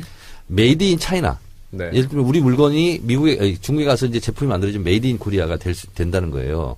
앞으로 우리는 중국과 공조해서 우리의 기술과 네. 중국의 시장과 이런 것이 결합해서 메이드 위드 차이나 이런 말 들어보셨어요? 그렇게까지 우리는 나가야 된다. 그게 우리 살 길이다. 이게 이제 연구위원들이 이제 주장하는 게 그거더라고요. 네. 자, 이런 상황이에요. 그러다 보니까 우리는 미국만 쳐다보고 있을 수가 없다는 거죠. 그런 면에서 어렵지만 사실은 제가 대통령이 안 돼봐서 모르지만 미국과 상대하기에는 얼마나 벅차겠습니다. 일반 국민들은 그거 잘 모를 수 있잖아요. 근데 대통령은 그 부담감이 얼마나 크겠어요. 미국 대통령이 좀 삐지면 바로 타격이 오는데 또 중국은 또 얼마나 또 겁나겠어요. 중국이 삐끗하면 막 이렇게 막 난리가 나고 뭐 롯데 문 닫고 막 이러는데 우리나라가 지금 가장 뜨고 있는 수출품이 중국의 화장품이랍니다. KBT. 저도 최근에 그 중국인이 세운 한국 화장품 회사하고 자문 계약을 하나 체결했습니다. 그 중심에 저희가 일을 했지 않습니까? 우리 회사가 네. 제일 중요했던 게 KBT의 중심에서 네. 브랜드를 개발한 거죠. 네, 세상을 바꾸는 정치 수다 팟캐스트 정치 알아야 바꾼다 132번째 방송 시작하겠습니다. 이번 화에도 손 의원님, 정 의원님 그리고 남 배우님 함께 자리하셨고요. 안녕하십니까? 인사 또 하세요? 네, 알겠습니다. 네, 감사합니다. 아니 뭐 이왕 인사하는 김에 한 번 더 하시죠. 한 번씩. 네. 인사에 대한 견해. 왜 눈치 게임을 하시고? 인사에 대한 견해에 따르기 때문에. 피리. 그래요? 하세요. 하지 마세요 그러면. 아니 뭐 왜 인사를 안 해? 네. 그러니까 또 섭섭하고. 하지 마세요. 네. 하신대. 구텐탁. 뭐라고요? 구텐탁. 뭐 알겠습니다. 네. 뭐 이상한 하시네. 어려운 말 하시네요. 독일어. 네. 지금 구텐탁인가요? 맞나요? 네. 맞죠? 네, 그렇군요. 알겠습니다. 예. 손변이 네. 아주 공격적인 진행을 하시네. 좋습니다. 아니 그 소녀님이 인사를 하시니까 뭐 다 한번 맞춰보자 하는 취지로 했고요. 우리 또 네네. 밟아줘야 큽니다. 저희는. 아이고 알겠습니다. 네. 오늘 그 정청래의 키워드 분석 두 번째 3불 정책 준비되어 있고요. 그 외에도 뭐 트럼프 국빈 방문 또 적폐청산 수사 관련해 가지고 여러 가지 일들이 있습니다. 여기에 더해서 박정희 동상 관련된 이야기도 짚어보도록 하겠습니다. 먼저 정청래의 키워드 분석 3불 정책 들어갈까요?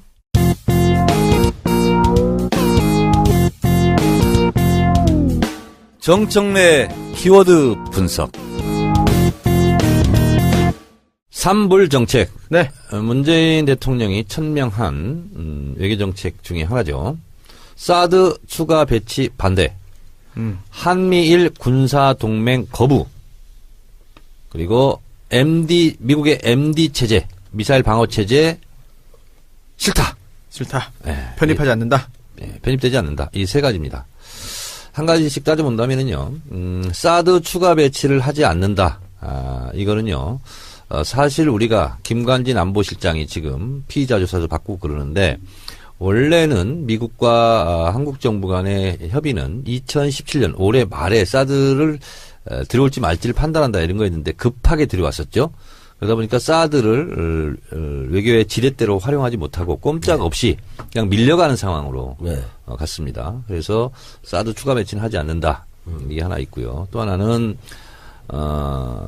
미국의 방어일 미사일 방어 체계 MD에는 우리가 속하지 않는다. 이거는요, 한국형 MD 체제를 구축하겠다. 이것이 오랫동안 이전 정부부터 해왔던 것이고요. 그래서 당연한 것이고요. 그 다음에 한미일 삼각동맹 거부. 이거는요, 우리가 한미동맹, 이건 지금 하고 있지 않습니까? 네. 네. 근데 한일 동맹, 군사동맹을 할 수가 없습니다. 네. 법적으로 못 합니다. 왜 그러냐면, 세계 2차 세계대전 이후 전범국가 미국에 대한 헌법을 미국이 만들어졌습니다. 그게 평화헌법이라고 그러죠. 네. 일본 헌법을. 일본에. 네. 그래서 군대를 가질 수 없다.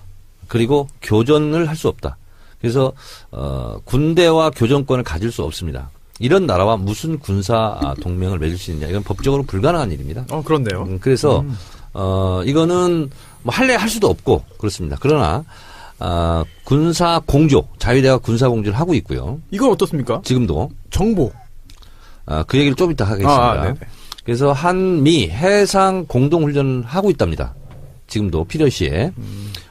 그래서 한미 군사 정보 보호 협정 이것도 저는 이제 반대했었는데 지금 이것도 급작스럽게 박근혜 임기 말 때 그냥 급작스럽게 맺었거든요. 한일이죠, 한일. 예. 한일 군사 정보 보호 협정. 이것도 얘기하자면 복잡하고 긴데 어쨌든 모든 군사 정보에서 교환할 수 있는 길을 터놨어요. 네.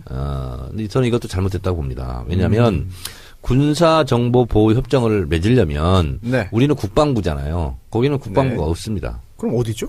그냥 자위대하고 한 거예요. 어. 그래서 이거 격도 맞지 않아요. 비대칭인데요. 그래서 이 세 가지 산불 정책을 한마디로 요약하면 균형 외교다.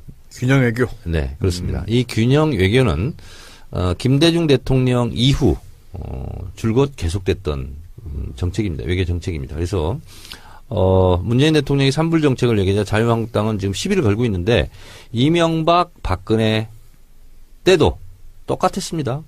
산불 정책, 균형 외교 이런 것은 똑같았어요. 네. 그래서 새삼스러울 것은 없다. 이런 거고요. 근데 문재인 대통령이 좀 지혜롭다고 저는 생각하는 것이 네. 트럼프 방한을 앞두고 이 얘기를 했잖아요. 근데 굳이 왜 긁어부스럼을 만드느냐. 당연한 얘기 가지고. 그렇죠. 그러나, 외교의 최종 목표는 뭐죠? 국익 추구입니다. 오늘 평택을 갔죠. 네. 네, 평택에서 맞았죠. 네. 남배우님. 네. 이게 최초의 일이거든요. 외국 정상을 최초의 만남을 청와대 이외의 장소에서 맞이한 건 처음이거든요. 영접이다. 예, 예. 왜 그랬을 것 같아요? 예우? 단순히 예우는 아닌 것 같고 지금 산불 정책과 관련해서 뭔가 그 입장을 좀 공고히 하려는. 이번에 트럼프가 와서 주요 의제로 논의할 것이 네. 북핵 문제, 한미동맹 공조, 네. 한미 FTA, 네. 예. 방위비 분담 이런 얘기잖아요. 네네. 예, 예. 근데 평택 기지가 440만 평입니다. 그죠. 여의도 면적의 5배인데요. 어휴. 네. 이것이 미국의 해외 군사기 중에서 가장 큰 규모입니다. 아, 이거 평택 그 기지 건설을 하는데 100억 달러 들었습니다. 우리가 92억 달러 냈습니다. 그 10조를 냈네. 92억 달러 냈어요. 그러니까 우리가 방위비 분담 차원을 넘어서 우리가 이렇게 돈을 많이 들여서 평택 군사기지를 지어줬으니 네. 방위비 분담 너무 세게 요구하지 말라 하는 좀 세기를 메시지입니다. 받도록 한 거예요. 그래서 그런지 트럼프가 한국과 협상은 성공적이지 못했고 미국의 좋은